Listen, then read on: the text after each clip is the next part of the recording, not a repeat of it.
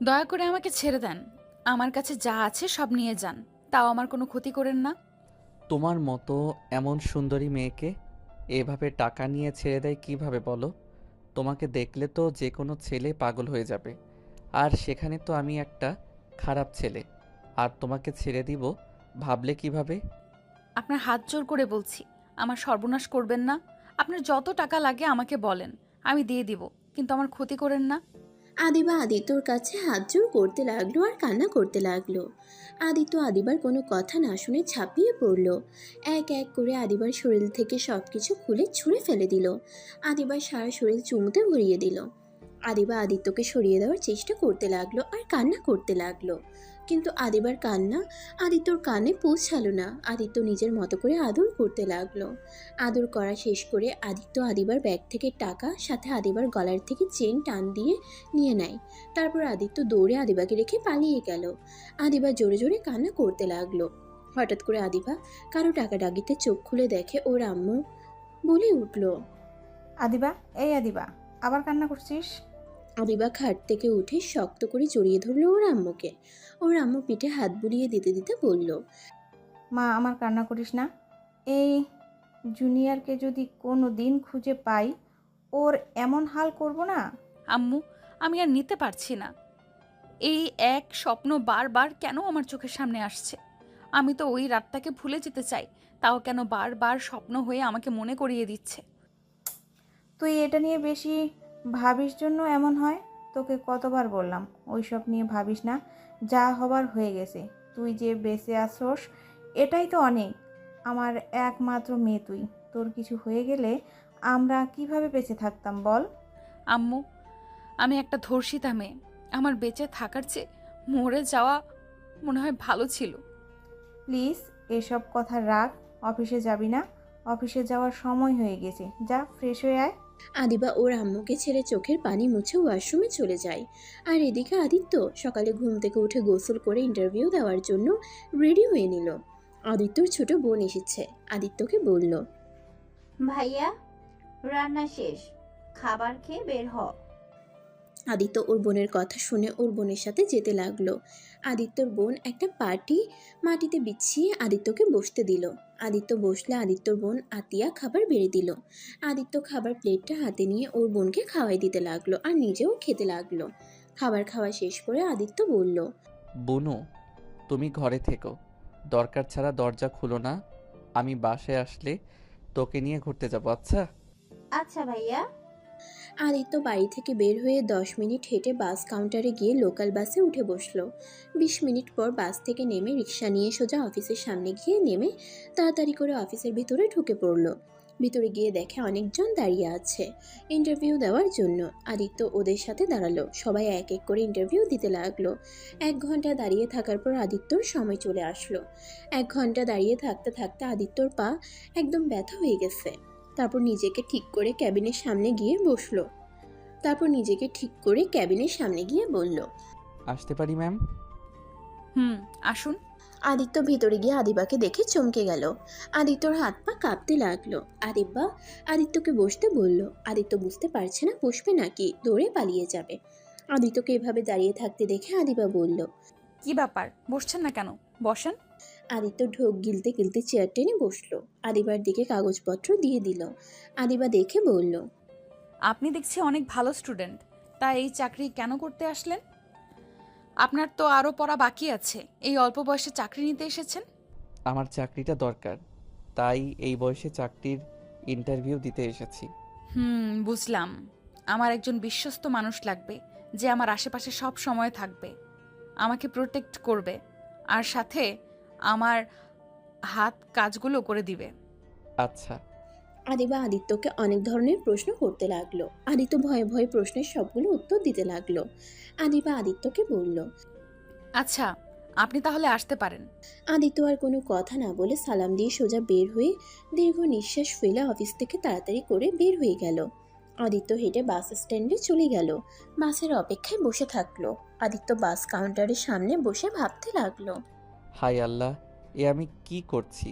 যদি কোনো দিন ধরা পড়ে যাই তাহলে আমাকে মেরে ফেলবে। আর ভাগ্যক্রমে তার অফিসে ইন্টারভিউ দিতে গেলাম। যদি সেই দিন কালো মাস্ক পরা না থাকতো তাহলে তো আমাকে চিনে ফেলতো। আদিত্য কথা ভাবতে লাগলো। বাস আসলে আদিত্য ভাবনার জগৎ থেকে বের হয়ে বাসে উঠে বসলো। জ্যাম থাকায় 1 ঘন্টা পর বাস থেকে নেমে পায়ে হেঁটে চলে গেল বাসায়। বাসায় গিয়ে দরজা নক করতে লাগলো। আতিয়া, বুনু কই? তুমি ঘুমিয়ে গেছো নাকি? আদিত্য দরজা হালকা ধাক্কা দিলেই সাথে সাথে দরজা খুলে গেল। আদিত্য অবাক হয়ে গেল। ঘরের ভিতরে ঢুকে আদিত্য যেন থমকে গেল। আদিত্য দৌড়ে গিয়ে ওর চাচাতো ভাইকে লাথি দিয়ে ফেলে দিল। আদিত্য ওর বোনের পা জড়িয়ে ধরে কান্না করতে লাগলো। গলা ফাঁস থেকে আতিয়াকে নামিয়ে খাটে শুয়ে দিয়ে মুখে ডাকতে লাগলো। এই বুনু, বুনু, এই বুনু উঠো না। এই বুনু, কথা বলছো না কেন? উঠো না। আদিত্য চিৎকার করে কান্না করতে লাগলো।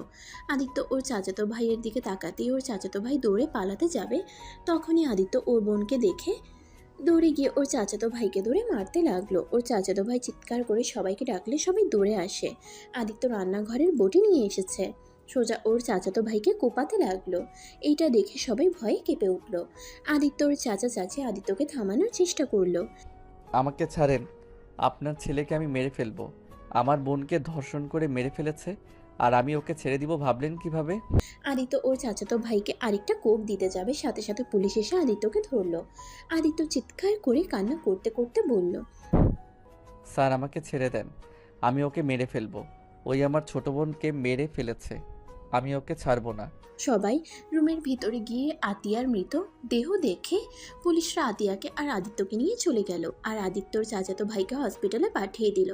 আদিত্য আতিয়ার লাশ ধরে চিৎকার করে কান্না করতে লাগলো আর আতিয়াকে জড়িয়ে ধরে বলল, এই বুনু, উঠো না।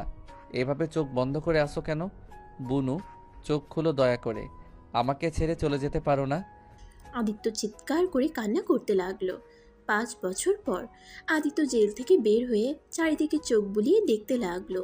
আদিত্য সারা মুখে দাড়ি দিয়ে ভরে গেছে। আদিত্যকে চেনা যাচ্ছে না। আদিত্য জেলখানা থেকে সোজা বাড়িতে চলে গেল। বাড়িতে গিয়ে দেখে ঘরের টিলাগুলো ঝোল ধরে গেছে। সারা বাড়ি জঙ্গল দিয়ে ভরে গেছে। আদিত্যকে দেখতে সবাই এসেছে। সবাই আদিত্যকে দেখে নানা ধরনের কথা বলতে লাগলো। আদিত্য দরজা খুলে ভিতরে ঢুকে দেখে মাকড়সার জাল দিয়ে রুম ঢেকে গেছে।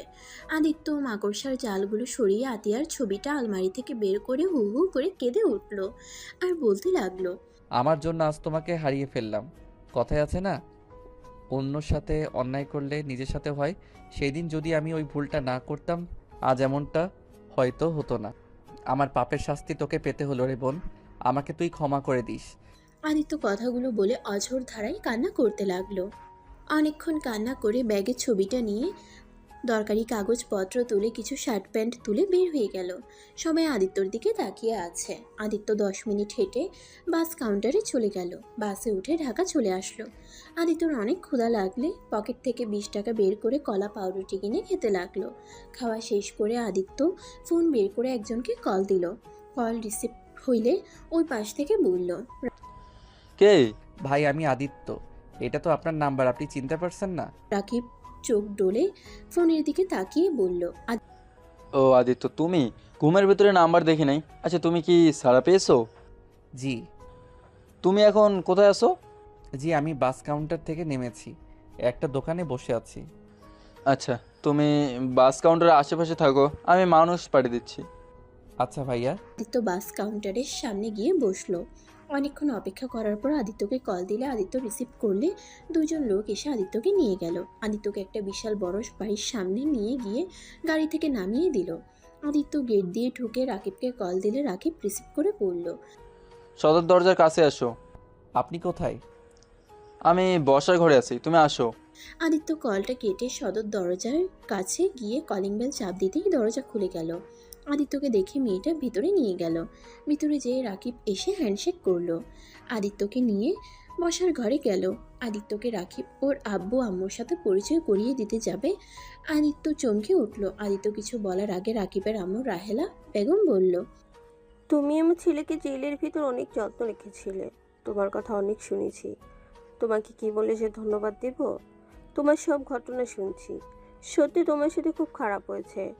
আজ থেকে তুমি আমার এখানে থাকবে আর নিজেকে এখনই একা ভাববো না। আজ থেকে আমরা তোমার আপনজন। রাহেলা বেগমের কথা শুনে আদিত্যর চোখ দিয়ে কয়েক ফোঁটা পানি বের হইলে চোখ মুছে বলল, আপনাকে কিভাবে যে ধন্যবাদ দিব আমি ভাষা খুঁজে পাচ্ছি না। রাকিব ভাইয়ার থেকে শুনেছিলাম আপনাদের কথা। আসলে আপনারা অনেক ভালো মানুষ। আচ্ছা রাকিব, তুমি যাও, আদিত্যকে রুম দেখিয়ে দাও। আচ্ছা আম্মু। আদিত্য রাকিবের সাথে যেতে লাগলো। আদিত্য পিছন মুড়ে আরেকবার রাহেলা বেগম আর সাইফুল চৌধুরীকে দেখতে লাগলো। আদিত্যকে রুমে নিয়ে গেল। রাকিব বলল, রুম তোমার পছন্দ হয়েছে? ভাইয়া আপনাকে যে কিভাবে ধন্যবাদ দিব আমি ভাষা খুঁজে পাচ্ছি না। আপনি আমাকে নিজের বাড়িতে থাকতে দিচ্ছেন। ভাইয়া আমাকে কি এত বিশ্বাস করা ঠিক হচ্ছে? দেখ আদিত্য, আমার তোমাকে অনেক ভালো লেগেছে। আমি তোমায় বলছিলাম তুমি আমার ছোট ভাই। তোমাকে আমি ছোট ভাইয়ের মতোই ভালোবাসি। আমি তোমার সাথে 2 বছর থাকছি। আমি এই 2 বছরে তোমাকে যতটা চিনেছি, তুমি মানুষটা অসাধারণ। শোনো, ফ্রেশ হয়ে নাও, বাইরে বের হবো। তোমার মুখের কি অবস্থা হয়েছে? চুল কাটতে হবে, দাড়ি কাটতে হবে, পোশাক কিনতে হবে। একদম পাগল পাগল দেখা যাচ্ছে তোমায়। ভাইয়া আমার জন্য এত খরচ করতে হবে না। আপনি আমাকে থাকতে দিয়েছেন, এটাই আমার জন্য যথেষ্ট। আমাকে একটু একটা কাজ দিলে আর কিছু চাই না। এত কথা বলো না। 2 বছরে বুঝে গেছো আমার রাগ উঠে যায়, যার কারণে 2 বছর জেলও খাটতে হয়েছে। রাগে বসে নিজের গার্লফ্রেন্ডকে মেরে ফেলতে নিয়েছিলাম, আর তুমিও আবার রাগ তুলো না। আর আমি যা করি তাই চুপচাপ দেখে যাও। ভাইয়া এত রাগ কিন্তু ভালো না। আর আপনি তো আপুকে অনেক ভালোবাসেন, কেন যে মাথা গরম করে তাকে হারিয়ে ফেললেন? ভাইয়া আপুর কোনো খোঁজ পাইছেন? ওই লন্ডন থেকে দেশে আসবে 2 দিন পর। আপুর সাথে দেখা করবেন না? আপুকে ছাড়া কিভাবে থাকবেন? আপুকে বোঝানো লাগবে। সম্ভব না, ও আমার নামও শুনতে পারে না। আর ওর সামনে যাওয়ার মুখ আমি রাখি নাই। কীভাবে যাব ওর সামনে? আর আমি একটা সাইকো। আমার মতো সাইকোর সাথে কে বা মেয়ের বিয়ে দিয়ে বিপদে পড়বে? ভাইয়া মানুষ মাত্র ভুল, আর মানুষ সারা জীবন এক থাকে না। আপুকে বোঝাতে হবে। উনি নিশ্চয়ই আপনাকে ক্ষমা করে আপনার হয়ে যাবেন। জানি না। আচ্ছা তুমি যাও। আদিত্য শার্ট প্যান্ট নিয়ে ওয়াশরুমে গেলে আদিত্য ভেবাচাকা খেয়ে যায়। আদিত্য বাহিরে এসে বলল, ভাইয়া কল নাই, গোসল করব কিভাবে? আরে কল নাই, ওয়েট আমি দেখিয়ে দেই। রাকিব আদিত্যকে নিয়ে গিয়ে আদিত্য সব দেখিয়ে দিল। আদিত্য কয়েকবার চেক করে দেখে নিল। রাকিব চলে গেলে আদিত্য গোসল করে নিল। শার্ট প্যান্ট পরে বাহিরে আসলে আয়নার সামনে দাঁড়িয়ে ভ্রুকুচকে তাকিয়ে শার্ট প্যান্ট টানতে লাগলো। রাকিব দরজার কাছ থেকে থেকে হাসতে লাগলো। আদিত্য হাসির শব্দ শুনে পিছনে ঘুরে তাকিয়ে লজ্জা পেয়ে গেল। রাকিব বলল, ওয়েট করো, আপাতত আমার শার্ট প্যান্ট পরে নাও। রাকিব ওর কথা শুনে শার্ট প্যান্ট নিয়ে এসেছে। আদিত্যকে দিলে আদিত্য ওয়াশরুমে গিয়ে পরিবর্তন করে নিল। আদিত্যকে দেখে রাকিব বলল, বাহ, অনেক সুন্দর লাগছে। তুমি দেখি আমার থেকেও কিছুটা লম্বা আছো। তোমার পাশে গেলে সবাই তো ওকে বড় বলবে, আমাকে ছোট বলবে। রাকিব কথাগুলো বলে হাসতে লাগলো। আদিত্য মুচকি হাসলো। তারপর রাকিবের সাথে নিচে গেল। রাহেলা বেগম নিজের ছেলেকে হাসতে দেখে নিজের মুখে হাসির রেখা ফুটে উঠল। মনে মনে ভাবতে লাগলো, আমার ছেলেটা এত সুন্দর করে হাসতে পারে, আমার জানাই ছিল না। সব সময় তো রাগ জিদ কঠোর কণ্ঠে কথা বলতো। এই ছেলেটা আমার ছেলেকে অনেক পরিবর্তন করে দিয়েছে। রাহেলা বেগমকে দেখে আদিত্য চুপ হয়ে গেল। রাকিব রাহেলা বেগমকে দেখে বলল, আম্মু দেখো, আদিত্য আমার শর্টও লাগে না, আমার থেকেও বেশি লম্বা। ওর সামনে আমাকে বাচ্চা মনে হচ্ছে, আর এই আমার বড় ভাই মনে হচ্ছে। রাকিব কথাটা বলে হাসতে লাগলো। রাহেলা বেগম হেসে বলল, আদিত্য তোমার বয়সে ছোট, কিন্তু ওর যতটা বুদ্ধি আছে তোমার তাও নাই। তুমি ছোট মানুষের মতো রাগ জিদ করো। আম্মু আমি কিন্তু এখন অনেক ভালো হয়ে গেছি। সরি বাবা, ভুল হয়ে গেছে, মনে ছিল না। আমার কলিজার টুকরাটাই যে ভালো হয়ে গেছে। রাকিব রাহেলা বেগমের কাছে গেলে রাহেলা বেগম রাকিবের কপালে চুমু দিল। আদিত্য রাকিব রাহেলা বেগমের ভালোবাসা দেখে নিজের অজান্তেই চোখে পানি চলে আসলো। আদিত্য পানি মুছে ফেলল। রাকিব রাহেলা বেগমকে ছেড়ে দিয়ে বলল, আম্মু আদিত্যকে নিয়ে বের হচ্ছি। খাবার খাওয়া নিয়ে যাও, আদিত্য নিশ্চয়ই ক্ষুধা লাগছে। আমি রেস্টুরেন্টে থেকে খাওয়া দাওয়া দিব। আদিত্য চলো আমার সাথে। রাকিবের সাথে আদিত্য যেতে লাগলো। আদিত্যকে নিয়ে সোজা সেলুনে চলে গেল। চুল দাড়ির সাথে ফেসিয়াল করলো।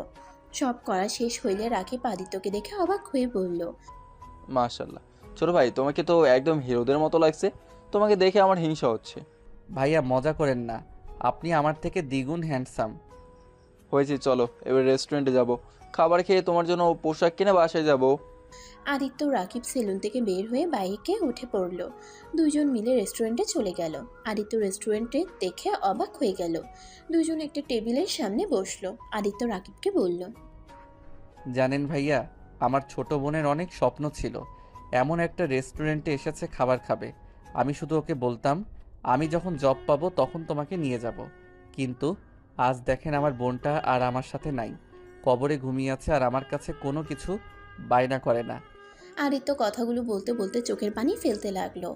রাকিব আদিত্যের হাতের উপরে হাত রেখে বলল, কান্না করো না, ওর জন্য দোয়া করো, এই জন্য কবরে ভালো থাকতে পারে। কান্না করলে ও অনেক কষ্ট পাবে। আদিত্য হাতের উল্টো পিঠ দিয়ে চোখ মুছতে মুছতে বলল, হ্যাঁ, আমি আর কান্না করব না আমার জন্য, আর আমার বোনও কষ্ট পাক। আদিত্য নিজেকে অনেক কষ্টে সামলিয়ে নিল। রাকিব আদিত্যের দিকে ম্যানিউ কার্ড এগিয়ে দিল। আদিত্য বলল, ভাইয়া আপনি যা খাবেন তাই খাবো। রাকিব অর্ডার দিতে লাগলো। অনেকক্ষণ পর অর্ডারে সব খাবার চলে আসলো। আদিত্য হাত দিয়ে খেতে গেলে রাকিব আদিত্যকে শিখিয়ে দিতে লাগলো। আদিত্য খেতে গিয়ে বারবার খাবার ফেলে দিচ্ছিল। রাকিব হাত দিয়ে খেতে লাগলো। আদিত্য হেসে চামচ রেখে দিয়ে হাত দিয়ে খেতে লাগলো আর বলল, জানেন ভাইয়া, হাত দিয়ে খাবার যে কি শান্তির, সেটাতে চামচ দিয়ে কেউ অতটা মজা পাওয়া যায় না। ঠিক বলছো। দুজন গল্প করতে করতে খাবার খেয়ে নিল। খাওয়া শেষ করে রাকিব বিল দিয়ে দিল। দুজন রেস্টুরেন্ট থেকে বের হয়ে বাইক নিয়ে সোজা শপিং মলে চলে গেল। আদিত্যকে শপিং করে দিল। আদিত্য শপিং মল ঘুরে ঘুরে দেখতে লাগলো। হঠাৎ করে আদিত্য কারোর সাথে ধাক্কা খেয়ে পড়ে যায়।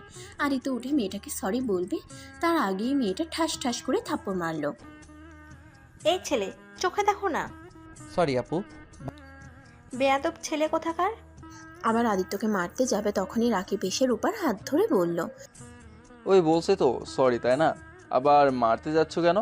রূপা রাকিবকে দেখে অবাক হয়ে গিয়ে সাথে সাথে হাত ছাড়িয়ে নিয়ে চলে যেতে লাগলো। আদিত্য অবাক হয়ে গেল। আদিত্য রাকিবকে বলল, ভাইয়া ওনাকে চেনেন নাকি? আপনাকে কিছু না বলে চলে গেল। ওইটাই তোমার আপু? আপু মানে রূপা আপু? কিন্তু উনি না 2 দিন পর লন্ডন থেকে আসবে। জানি না, আমার এক ফ্রেন্ড তো তাই বলছিল। আপুকে ডাক দেয়। আদিত্য রূপাকে ডাক দিয়ে দৌড়ে গেল। রাকিব আদিত্যর পিছন পিছন যেতে লাগলো আর বলতে লাগলো, আদিত্য দাঁড়াও। আপুকে আগে আটকে নেয়, তারপর দাঁড়াবো। আদিত্য রাকিবের কথা না শুনে শপিং মল থেকে বের হয়ে দেখে রূপা গাড়িতে উঠবে। সাথে সাথে আদিত্য হাঁপাতে হাঁপাতে বলল, আপু, আমার আপনার সাথে কথা আছে। কি কথা? একটু আমাকে বলতে দেন।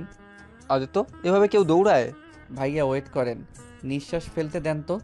রূপা রাকিবকে দেখে গাড়িতে উঠতে যাবে, সাথে সাথে আদিত্য গাড়ির দরজা আটকিয়ে দিয়ে বলল, আপু প্লিজ রাগ করে চলে যাবেন না, প্লিজ একটু আমার কথা শুনেন। আমি কারো কথা শুনতে চাই না। আর তুমি কে যে তোমার কথা শুনতে হবে? আপনার একটা ছোট ভাই হিসেবে ধরতে পারেন, প্লিজ আমার কথাটা শুনেন। রূপা কিছু বলতে যাবে তখনই পিছন থেকে কেউ বলে উঠল, রূপা। দোস্ত, তুই কেমন আছোস? রূপা আদিত্যকে এড়িয়ে আদিবাকে জড়িয়ে ধরল। আদিত্য পিছনে ঘুরে আদিবাকে দেখে ভয়ে হাত কাঁপতে লাগলো। আদিবা রূপাকে বলল, রূপা, তুই না 2 দিন পর আসবি, এখানে কি করছিস? সবাইকে সারপ্রাইজ দেব, তাই গতকাল রাতে এসেছি। সবাইকে সারপ্রাইজ দেবার জন্য কিছু বলি নাই। তাই বলে আমাকে বলবি না? আর এখানে কি করছিলি? আর রাকিব, তুমি এখানে কেমন আছো? জেল থেকে কবে ছাড়া পাইলে? ভালো আছি, তুমি কেমন আছো? 5 দিন হলো এসেছি। ও আচ্ছা, তা জেলের ভাত কেমন লাগলো? আর তোমার সাহস কি করে হয় আবার আমার বান্ধবীর সামনে আসার? রাকিব কিছু না বলে আদিত্যর হাত ধরে টেনে নিয়ে গেল। আদিত্য ভয়ে চলে গেল, কোনো কথা বলল না। রাকিব আদিত্যকে এভাবে দেখে বলল, কি ব্যাপার, এভাবে কাঁপছো কেন? কিছু হয়েছে তোমার? না। রাকিব বাইকে উঠে পড়লে আদিত্য পিছনে উঠে বসলো। দুজন বাসায় চলে আসলো। আদিত্য রুমে এসে খাটে বসে ভাবতে লাগলো। আমাকে যেভাবে হোক ওনার কাছ থেকে ক্ষমা চাইতে হবে, না হইলে আমি কখনোই শান্তিতে ঘুমাতে পারবো না। আমার বোন শান্তি পাবে না। আমাকে যেভাবে হোক ওনার কাছ থেকে ক্ষমা চাইতে হবে। কিভাবে ওনার সাথে যোগাযোগ করব? যেভাবে হোক আমাকে ওনার সাথে কথা বলতে হবে, আর ওনার চেনটা ফিরিয়ে দিতে হবে। আদিত্য কথাগুলো ভাবছিল। রাকিব নিজের রুমে গিয়ে রূপার কথা ভেবে চোখ বেয়ে পানি ছড়াতে লাগলো। 8টার দিকে আদিত্য রাকিবের রুমে আসলে রাকিবের রুম অন্ধকার হয়ে আছে। আদিত্য লাইট চালিয়ে দিল। রাকিব উপর হয়ে শুয়ে আছে। আদিত্য রাকিবকে আস্তে আস্তে ডাকতে লাগলো।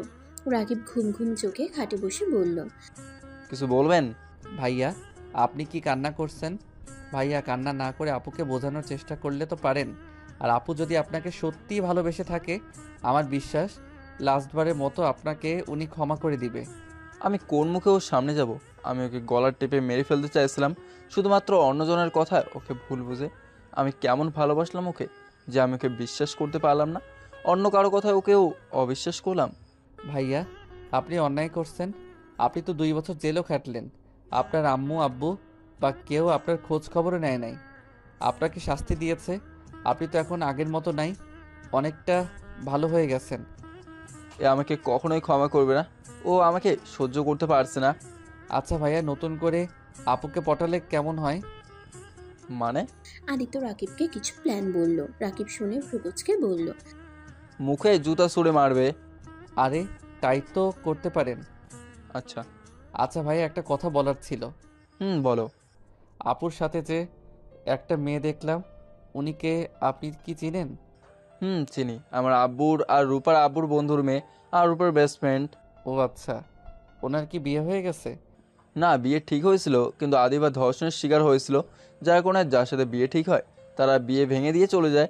আর ধর্ষিতা মেয়েকে কেউ বিয়ে করতে চায় না, বিয়ে করতে চাইলে ওদের সম্পদের লোভে বিয়ে করতে আসে।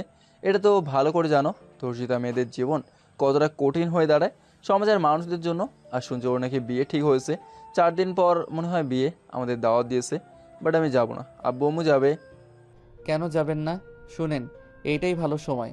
রূপা আপু তো অবশ্যই ওনার বিয়েতে যাবে, তখন ওনাকে কাছে পাবে, ওনাকে ইমপ্রেস করতে সুবিধা হবে। তাই তো, কতটা খারাপ বলো না, এই সুযোগ কাজে লাগাতে হবে। হুম, এখন মন খারাপ না করে হাসেন। আচ্ছা তুমি বসো, আমি ওয়াশরুম থেকে আসছি। রাকিব ওয়াশরুমে চলে গেল। আদিত্য নিজের উপরে অনেক রাগ হতে লাগলো। মনে মনে ভাবতে লাগলো, আল্লাহ জানে আমার জন্য ওনাকে কত কি সহ্য করতে হয়েছে। দর্শিতা মেয়েদের জীবনটা একদম সমাজের মানুষ নরক বানিয়ে ফেলে। এই আল্লাহ, আমি আর পারছি না। কিছু মিনিটের সুখের জন্য একটা লাইফ বরবাদ করে ফেলছি। আমি কিভাবে ওনার থেকে ক্ষমা চাইবো? কোন মুখ নিয়ে ওনার সামনে দাঁড়াবো? আদিত্য কথাগুলো ভাবতে লাগলো। আর রাকিব ওয়াশরুম থেকে ফ্রেশ হয়ে বের হয়ে আদিত্যকে বলল, চলো ছাদে যাই, রাতে ভিউটাই অনেক সুন্দর লাগে। আচ্ছা চলেন। আদিত্য রাকিবের সাথে ছাদে চলে গেল। ছাদে গিয়ে দুজন দোলনায় বসে থেকে আকাশের দিকে তাকিয়ে দেখতে লাগলো। আদিত্য রাকিবকে ডাকতে দিলে আদিত্য আর রাকিব নিচে চলে গেল। চারজন খাবার খেতে বসলো। আদিত্য খাবার খাচ্ছিল আর মাঝে মাঝে রাহেলা বেগম আর সাইফুল চৌধুরীর দিকে তাকিয়ে দেখতে লাগলো। বিষয়টা রাহেলা বেগমের চোখে পড়লো। রাহেলা বেগম খাবার মুখে দিতে দিতে বলল, আদি তো কিছু লাগবে? যা লাগে নিয়ে খাও। না আন্টি, কিছু লাগবে না। চারজন খাবার খাওয়া শেষ করে বসার ঘরে গিয়ে বসে গল্প করতে লাগলো। কথা বলার মাঝখানে আদিত্য বলে উঠল, আচ্ছা, রাকিব ভাইয়া কি একাই? তার কোনো ভাই বোন নাই?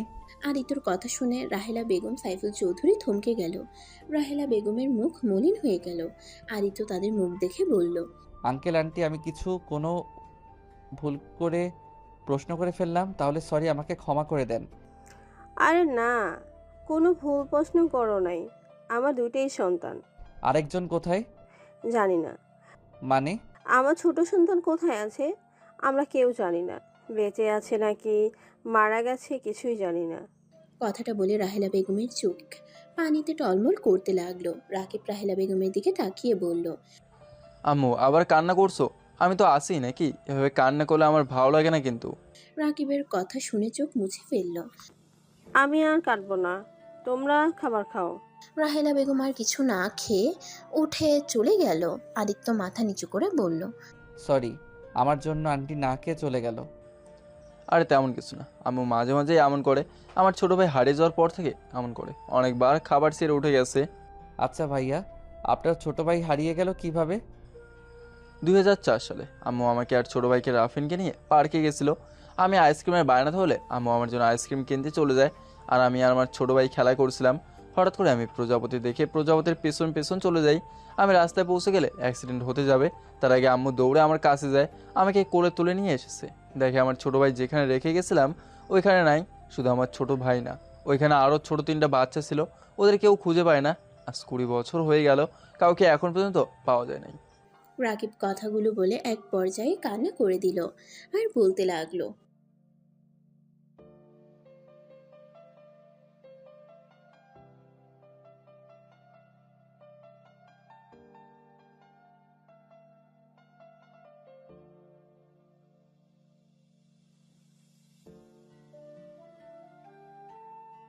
ভাইয়া কান্না করো না, এখানে তোমার কোনো দোষ নাই।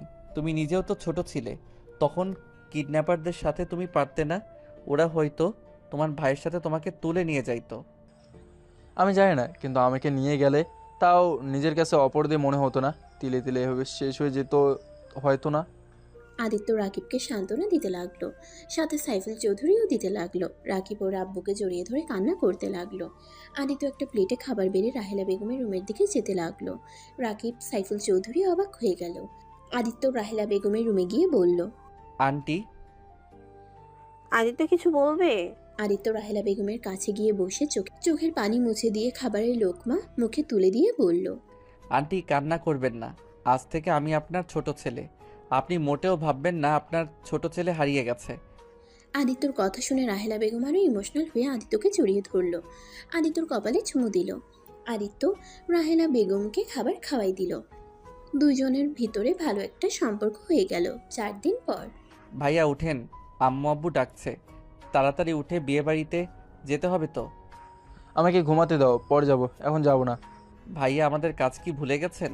রূপা আপুকে ইমপ্রেস করতে হবে তো। আদিত্যর কথা শুনে রাকিব লাফ দিয়ে উঠে তাড়াতাড়ি করে ফ্রেশ হতে চলে গেল। রাকিব তাড়াতাড়ি করে রেডি হয়ে নিল। রাকিব আদিত্য একসাথে নিচে গেলে রাহেলা বেগম বলল, মাশাল্লাহ, আমার ছেলে দুইটাকে পাঞ্জাবিতে অনেক সুন্দর লাগছে, কারণ নজর না লাগে। রাহেলার কথা শুনে 4 জন হেসে উঠল। তারপর বাসা থেকে বের হয়ে গাড়িতে উঠে পড়ল। 20 মিনিট বিয়ে রিসেপশন চলে গেল। সবাই নাচ গান করছে। আদিত্য রাকিব রূপাকে খুঁজতে লাগলো। খুঁজতে খুঁজতে রূপাকে ছাদে পেল। রাকিব আদিত্যকে সামনে এগিয়ে দিলে আদিত্য রূপার কাছে গিয়ে বলল, আসসালামু আলাইকুম আপু, কেমন আছেন? রূপা কারো কণ্ঠ পেয়ে পিছনে ঘুরে তাকিয়ে দেখে আদিত্য। রূপা আদিত্যকে বলল, ওয়ালাইকুম সালাম, তুমি এখানে কি করছো? জি আপু, আমি ভাইয়াদের সাথে এসেছি। ভাইয়া, রাকিব তোমার কেমন ভাই? কলিজার ভাই। যাই হোক, ওইসব বাদ দেন। যেটা বলার ছিল আপু, ভাইয়া আপনাকে অনেক ভালোবাসে। প্লিজ আপু, ভাইয়াকে ক্ষমা করে দাও, একটা সুযোগ দেন। ভাইয়া নিজেকে অনেক পরিবর্তন করছে। ব্যাস, আর একটা কথা বলো না, এখান থেকে চলে যাও, না হলে খুব খারাপ হয়ে যাবে। আপু প্লিজ, দয়া করে ভাইয়াকে ক্ষমা করে দেন। আদিত্যর কথা শুনে রূপা রেগে সোজা আদিত্যর গালে ঠাস ঠাস করে থাপ্পড় মারলে। রাকিব আদিত্যর পেছন থেকে বের হয়ে রাগীর লোক নিয়ে কিছু বলতে যাবে, সাথে সাথে আদিত্য রাকিবের হাত ধরে বলল, আপু আমাকে মারেন, সমস্যা নাই, আমার ভাইয়াকে দয়া করে ক্ষমা করে দেন। ভাইয়া তো নিজের ভুল বুঝতে পারছে, 2 বছর জেল খাটছে। তারপর কি আপনার মনে হয় ভাইয়ার শাস্তি কম হয়ে গেছে? দেখেন, আপনার যদি ভাইয়ার উপরে রাগ থাকে তাহলে ভাইয়ার উপরে রাগ খাটান, দরকার পড়লে শাস্তি দেন। তাই বলে আপনি ভাইয়াকে এড়িয়ে যাবেন না, কথা বলেন অন্তত। আপনি তো ভাইয়াকে ভালোবাসেন, ভালোবাসার মানুষটাকে কি লাস্টবারের মতো ক্ষমা করা যায় না? আদিত্যর কথা শুনে রূপা কিছু বলতে যাবে, তার আগেই নিচ থেকে চিল্লাপাল্লার আওয়াজ আসলে 3 জন দৌড়ে নিচে নেমে গেল। নিচে গিয়ে দেখে আদিবা আত্মহত্যা করতে চলে গেছে। সবাই আদিবার রুমের দরজা ধাক্কাতে লাগলো। দরজা খুলছে না দেখে আদিত্য পাশের রুমের দরজা খুলে ব্যালকনি দিয়ে আদিবার রুমে ঢুকলো। আদিত্য আদিবার পা ধরে বলল, দয়া করে এমন পাপ কাজ করবেন না, এইটা কখনোই সমাধান হতে পারে না। দয়া করে নেমে আসেন। আমাকে ছেড়ে দেন, আমি বাঁচতে চাই না। আমার বেঁচে থাকার কোনো অধিকার নাই। ধর্ষিতা মেয়ের বেঁচে থাকার কোনো অধিকার নাই। দয়া করে আমাকে ছেড়ে দেন, আমি আর পারছি না। এক এক করে এইভাবে সবাই বিয়ে ভেঙে দিয়ে যাচ্ছে। 1000 জনের 1000 কথা, এত কথা শুনতে আর পারছি না। কারো কথায় কেন কান দিচ্ছেন? আপনি তো আপনার বাবা মায়ের একমাত্র সন্তান। আপনার যদি কিছু হয়ে যায় তাহলে আপনার বাবা মায়ের কি অবস্থা হবে একবার ভেবে দেখেছেন? আপনি তো আত্মহত্যা করে ভাবছেন মুক্তি হয়ে যাবেন, কিন্তু আপনার আব্বু আম্মুর কি হবে?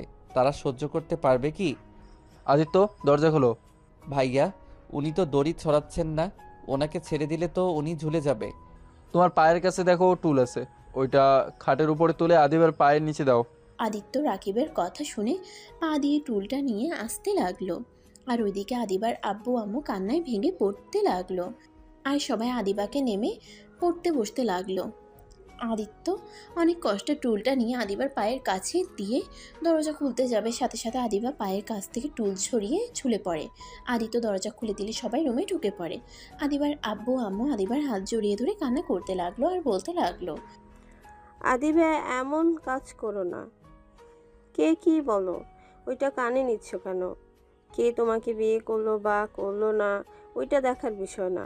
আদিবা, আমাকে ছেড়ে চলে যাও না। রাকিব রূপা মিলে আদিবাকে নামিয়ে নিল। আদিবা জোরে জোরে কাঁদতে লাগলো। আদিত্যর নিজের উপরে অনেক রাগ হতে লাগলো। আদিত্য সহ্য করতে না পেরে আদিবার কাছে গিয়ে আদিবার হাত শক্ত করে জড়িয়ে ধরে বলল, আমি আপনাকে বিয়ে করতে চাই।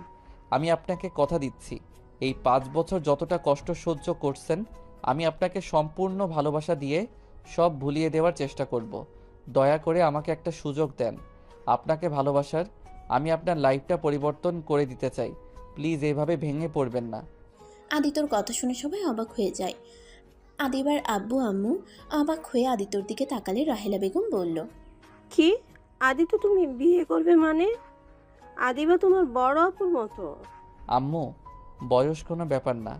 আঙ্কেল আন্টি, আপনাদের কাছে আপনার মেয়েকে আমি চাচ্ছি। আমি একটা বেকার ছেলে, আর আমি গরিব ঘরের সন্তান। আমি আপনার মেয়েকে বিয়ে করতে চাই। আমি জানি ছোট মুখে বড় কথা হয়ে যাচ্ছে, কিন্তু সত্যি আমি আপনার মেয়েকে বিয়ে করতে চাই। আমি আপনার মেয়েকে হয়তো বড়লোকদের মতো টাকা পয়সা দিয়ে ভরিয়ে দিতে পারবো না, কিন্তু ভালোবাসার সম্মান দিয়ে রাখতে পারবো। একবার আমাকে বিশ্বাস করে দেখেন, আমি যদি আপনার মেয়েকে অসুখে রাখি, তাহলে আপনারা আমাকে মেরে ফেলেন, আমার কোনো আফসোস থাকবে না। আদিত্যর কথা শুনে সবাই কানাঘুষা করতে লাগলো। অনেকক্ষণ ভেবে চিন্তা করে আদিবার আব্বু আম্মু রাজি হয়ে যায়। আদিবা কিছু বলতে চাইলে বলার সুযোগ দেয় নাই। আদিত্য আর আদিবার বিয়ে পড়ানো শুরু করলো। যৌতুক দিতে চাইলে আদিত্য বলে উঠল, বেয়াদবি মাফ করবেন, আমি আপনার মেয়ের হাত দুইটাই চাই, আমার আর কিছুই চাই না। যদি যৌতুক হিসেবে কিছু দিতে চান জোর করে, আমি তাহলে একটাই জিনিস চাইবো, সেইটা আপনার মেয়েকে। আদিত্যর কথা শুনে সবাই অবাক হয়ে গেল। কেউ কেউ আদিত্যকে ভালো বলতে লাগলো, কেউ কেউ আদিত্যকে পাগল বলতে লাগলো। আদিবার আব্বু আম্মু আদিত্যর প্রতি অনেকটাই ইমপ্রেস হয়ে যায়। আদিত্য আর আদিবার বিয়ে পড়িয়ে দিল। আদিত্যর বাবা মা হিসাবে রাহেলা বেগম সাইফুল চৌধুরী স্বাক্ষর দেয়। আদিবা আর আদিত্য বসে আছে। সবাই নাচানাচি গান বাজনা নিয়ে মেতে থাকলেও আদিবার মুখে এক ফোঁটা হাসি নাই। আদিবার চোখ বেয়ে অনবরত পানি পড়ছে। আদিত্য আদিবার চোখের পানি মুছে দিতে দিতে বলল, আমি জানি আমাকে আপনার পছন্দ না, আমি জানি আমার উপরে আপনার রাগ হচ্ছে। দয়া করে প্লিজ এভাবে কান্না করবেন না। আপনার কান্না আমার সহ্য হচ্ছে না। আমি একবার যখন আপনার হাত ধরেছি, তখন আমার মৃত্যুর আগ পর্যন্ত আপনার হাত ধরে বাঁচতে চাই। এই হাত কখনোই আপনার হাত ছেড়ে দিবে না। আদিত্যর কথা শুনে আদিবা কিছু বলল না, চুপ করে বসে থাকলো। আদিত্য আদিবার জন্য বাসর ঘর সাজানো হইলে আদিবা আর আদিত্যকে নিয়ে বাসর ঘরে দিয়ে আসলো। আদিত্য দরজা লাগিয়ে দিলে আদিবা আদিত্যকে বলল, তুমি কি পাগল? আমার মতো ধর্ষিতা মেয়েকে কেন বিয়ে করলে? বিয়ে তো করলে, আবার যৌতুক পর্যন্ত নিলে না। তুমি আমাকে কেন দয়া করলে? আমি তোমায় দয়া করি না, আমি আমার ভুল শোধরানোর জন্য তোমায় বিয়ে করছি। মানে? আদিত্য আদিবাকে সত্যি বলতে যাবে তখনই ভাবতে লাগলো। কি হলো? কি ভাবো এইভাবে? আমি যদি সত্যি বলি তাহলে উনি অনেক কষ্ট পাবে। না থাক, সময় হইলে ওনাকে সব সত্যি কথা বলে দিতে হবে। আমি চেয়েছিলাম আমি জীবনে বিয়ে করলে একটা ধর্ষিতা মেয়েকে বিয়ে করব। অবহেলিত মেয়েদের বিয়ে করার ইচ্ছে ছিল, সেইটা পূর্ণ হয়ে গেল। আমি দেখেছি অবহেলিত মেয়েরা স্বামীদের অনেক ভালোবাসে, তাই ছোটবেলা থেকে এই শখটা জেগেছিল। এটা কোনো কথা? আমি যদি তোমাকে না ভালোবাসি? তুমি আমার স্ত্রী, সেখানে তুমি এখন ভালো না বাসলে একদিন না একদিন আমায় তুমি ভালোবাসবে। আমি সেই দিনের অপেক্ষায় থাকব। শোনো, বাস্তব দুনিয়ায় চলার চেষ্টা করো, কল্পনার দুনিয়ায় চলো না। আমি বাস্তব দুনিয়াতে আসি। যাই হোক, আজকে আমাদের বাসর রাত, আর আপনি কি এলোমেলো কথা বলা শুরু করছেন? বাসর রাত নিয়ে কত স্বপ্ন ছিল। বউ ঘোমটা দিয়ে বসে থাকবে, আমি গিয়ে বউয়ের ঘোমটা খুলে কপালে চুমু দিয়ে প্রশংসা করব, তা তো কিছুই হলো না। উল্টা বউ আমাকে জেরা করা শুরু করে দিয়েছে। আদিত্যর কথা শুনে আদিবার হাসি পেল, কিন্তু হাসলো না। হাসি আটকিয়ে বলল, এত যে বড় বড় কথা বলছো, এখন যদি বলি তুমি আমাকে টাচ করতে পারবে না, আমি তোমাকে অনুমতি দিলাম না, তখন তুমি কি করবে? বউ অনুমতি না দিলে সেখানে তো আর কিছু করার নাই। জোর করে তো আর বউকে টাচ করা যাবে না। গুড, যাও ঘুমিয়ে পড়ো, আমার অনেক ঘুম পাচ্ছে। ঘুমালে আবার আত্মহত্যা করবেন না তো? কি মনে হয়? কি আর মনে হবে, যারা একবার আত্মহত্যা করতে যায় তাদের পিছনে শয়তান লেগে পড়ে সবসময় কুপরামর্শ দিবে। রাগ হইলে কষ্ট পারলে বলবে এত কষ্ট সহ্য করে কি হবে, আত্মহত্যা করো, সবাইকে মুক্তি করে দে, তোকে কেউ ভালোবাসে না। আদিত্যর কথা শুনে আদিবা পিছনে ঘুরে মিটিমিটি হাসতে হাসতে ওয়াশরুমে চলে গেল। আদিত্য বিছানার উপরে বসে নিচের দিকে তাকিয়ে থেকে মনে মনে ভাবতে লাগলো। আপনার মুখে আমি হাসি ফুটাবো? আমার জন্য আপনার মুখের হাসি চলে গেছে। আমি আপনাকে আগের মতো স্বাভাবিক করে দিব। যেভাবে হোক আপনাকে আমার ভালো রাখতে হবে। আদিত্য ওর পকেট থেকে ওর বোনের ছবি বের করে বুকে জড়িয়ে চোখের পানি ফেলতে লাগলো আর ভাবতে লাগলো। বোন রে, তোমাকে যে আমি খুব মিস করছি। বোন, তুমি কি দেখতে পারছো? আমি আমার ভুল শুধরানোর জন্য ওনাকে বিয়ে করেছি। আমি জানি না উনি যখন সত্যিটা জানতে পারবে আমাকে ক্ষমা করে দিবে কিনা। ওয়াশরুমের দরজা খোলার শব্দ পেয়ে আদিত্য সাথে সাথে চোখ মুছে ছবিটা পকেটে রেখে দিল। আদিবা আদিত্যকে দেখে বলল। আচ্ছা, একটা কথা বলো তো, জি বলেন। তোমার কণ্ঠটা কেমন জানি চেনা চেনা লাগে, কোথায় যেন শুনেছি। আর তোমাকে কি আগে আমি দেখেছি? আদিত্য আদিবার কথা শুনে ভয় পেয়ে গেল, ঢুক গিলতে লাগলো। আদিবা প্রকুচকে তাকিয়ে বলল। কি হলো, কথা বলছো না কেন? মানে হ্যাঁ, আমাকে তুমি আগে দেখছো। আমি তোমার অফিসে ইন্টারভিউ দিতে এসেছিলাম 5 বছর আগে, এই জন্য হয়তো আমার কণ্ঠ চেনা চেনা লাগছে। ও আচ্ছা, আমার ঠিক মনে পড়ছে না, হয়তো হতে পারে 5 বছর আগের কথা, তাই খেয়াল হয় নাই। ও আচ্ছা। আচ্ছা যাও, ফ্রেশ হয়ে নাও। আদিত্য ওয়াশরুমে চলে গেল। আদিবা খাটের একপাশে শুয়ে ভাবতে লাগলো। এই ছেলেটা আমাকে কেন বিয়ে করলো? আমার অফিসে একবার ইন্টারভিউ দিতে এসেছে, আবার সম্পদের লোভ থাকলে যৌতুকও নিল না। কিছু তো বুঝতে পারছি না ওর মাথায় কি চলছে। নাকি আল্লাহর কাছে একটা ভালো স্বামী চেয়েছিলাম জন্য কি আমার জন্য কি পাঠিয়েছে? আদিবা ভাবতে ভাবতে ঘুমিয়ে পড়ল। আদিত্য ওয়াশরুম থেকে বের হয়ে পাঞ্জাবিটা খুলে স্যান্ডো গেঞ্জি পরে শুয়ে পড়ল। আদিবার দিকে কিছুক্ষণ তাকিয়ে থেকে লাইটটা অফ করে ঘুমিয়ে পড়ল। সকালে ঘুম ভাঙতেই দেখতে পায় আদিবা ওর বুকের উপরে মাথা দিয়ে শুয়ে আছে। আদিত্য একটু নড়ে উঠলে আদিবার ঘুম ভেঙে যায়। আদিবা চোখ খুলতেই আদিত্য চোখ বন্ধ করে ফেললো। আদিবা নিজেকে আদিত্যর বুকে দেখে লজ্জা পেয়ে গেল, সাথে সাথে উঠে পড়ল। আদিত্যর দিকে তাকিয়ে মনে মনে ভাবতে লাগলো। মাশাআল্লাহ, আমার বরটাকে কত সুন্দর লাগছে, একটা ছোট বাচ্চাদের মতো ঘুমাচ্ছে। আল্লাহর কাছে হাজার হাজার শুকরিয়া। কিন্তু আল্লাহ, আপনি ভালো জানেন ওর মনের ভেতরে কি আছে। আদিবা আদিত্যর দিকে তাকিয়ে কথাগুলো ভাবছিল। আদিত্য চোখ খুলে দেখে আদিবা তাকিয়ে আছে। আদিত্য আবার চোখ বন্ধ করে নিলে আদিবা ভ্রুকুচকে তাকিয়ে বলল। তার মানে তুমি আমাকে ইচ্ছে করে নিজের বুকের সাথে জড়িয়ে ধরেছিলে, আমাকে ঘুমের ভেতরে পেয়ে আমার সাথে? ছি! আদিবার কথা শুনে আদিত্য লাফ দিয়ে উঠে ভয়ে ভয়ে বলল। বিশ্বাস করো, আমি কিছু করি নাই। আল্লাহর কসম, আমি তোমায় ইচ্ছে করে বুকে টেনে নেই নাই। আমি তো ঘুমিয়ে গেছিলাম। ঘুম ভাঙলে দেখি তুমি শুয়ে আছো আমাকে জড়িয়ে ধরে। তোমাকে নড়তে দেখে ভয়ে চোখ বন্ধ করে নিয়েছিলাম, যাতে তুমি আমায় ভুল বুঝতে না পারো। ওকে, বিশ্বাস করলাম। যদি ভুলেও ঘুমের ভেতরে আমাকে টাচ করার চেষ্টা করো তাহলে তোমার খবর আছে বলে দিলাম। আদিবা কথাটা বলেই খাট থেকে নেমে মিটিমিটি হাসতে লাগলো আর মনে মনে বলতে লাগলো। বরটা কি ভয়টাই না পেয়ে গেছে, মুখটা দেখার মতো ছিল। আদিবা ওয়াশরুমে চলে গেল। আদিত্য খাটের উপরে বসে পড়ল। আদিবা গোসল করে আসলো। আদিবা তোয়ালা পিছিয়ে আসলে আদিত্য সাথে সাথে চোখ সরিয়ে নিল। আদিবা ড্রেসিং টেবিলের সামনে গিয়ে হেয়ার ড্রায়ার দিয়ে চুল শোকাতে লাগলো। আদিত্য আর চোখে তাকিয়ে দেখতে লাগলো। আদিবা আয়নায় আদিত্যকে আর চোখে তাকাতে দেখে মিটিমিটি করে হাসতে লাগলো আর ভাবতে লাগলো। দেখবো কি করে, কতক্ষণ নিজেকে কন্ট্রোল করে রাখো, আমার অনুমতি ছাড়া কতক্ষণ নিজেকে ধরে রাখতে পারো। আদিবা চুল শুকিয়ে আদিত্যর দিকে ভ্রুকুচকে তাকিয়ে বলল। এভাবে কি দেখছো? আদিবার কথা শুনে আদিত্য থতমত খেয়ে গেল। আদিত্য তোতলাতে তোতলাতে বলল। কই, কি দেখছি? আমি তো দেখলাম তুমি আমার দিকে তাকিয়েছিলে। হ্যাঁ, তাকাইছি তো কি হয়েছে? আমি তো আর আপনাকে ধরি নাই। আর আপনি এভাবে একটা ছেলে মানুষের সামনে থাকলে যে কোনো ছেলের আদর করতে ইচ্ছে করবে। আদিত্য কথাটা বলে সাথে সাথে মুখ চেপে ধরল। আদিবা প্রকুচকে তাকাতে আদিত্য দৌড়ে ওয়াশরুমে চলে গেল। আদিত্যকে দৌড়ে যেতে দেখে হাসতে লাগলো আদিবা। হাসি থামিয়ে শাড়ি পরতে লাগলো। আদিত্য ওয়াশরুম থেকে বের হয়ে দেখে আদিবা শাড়ির কুচি সামলাতে পারছে না। আদিত্য গিয়ে আদিবার কুচি ধরে ঠিক করে দিতে লাগলো। আদিবা মুচকি হাসি দিল। আদিত্য বসা থেকে উঠতেই আদিবা হাসি থামিয়ে গম্ভীর গলায় বলল। কি ব্যাপার, তুমি গোসল না করে সবাইকে বোঝাতে চাও নাকি যে আমি তোমাকে আমার কাছে আসতে দেই নাই? আমার কোনো পোশাক নিয়ে আসি নাই। কে জানতো আপনার বিয়ে খেতে এসেছে আপনাকে বিয়ে করে ফেলবো। আপনি গোসল করেন গা, যান। আমি অলরেডি আপনার জন্য শার্ট প্যান্ট অর্ডার দিয়েছি। এখন লাগবে কি না সেটাই চেক করতে হবে।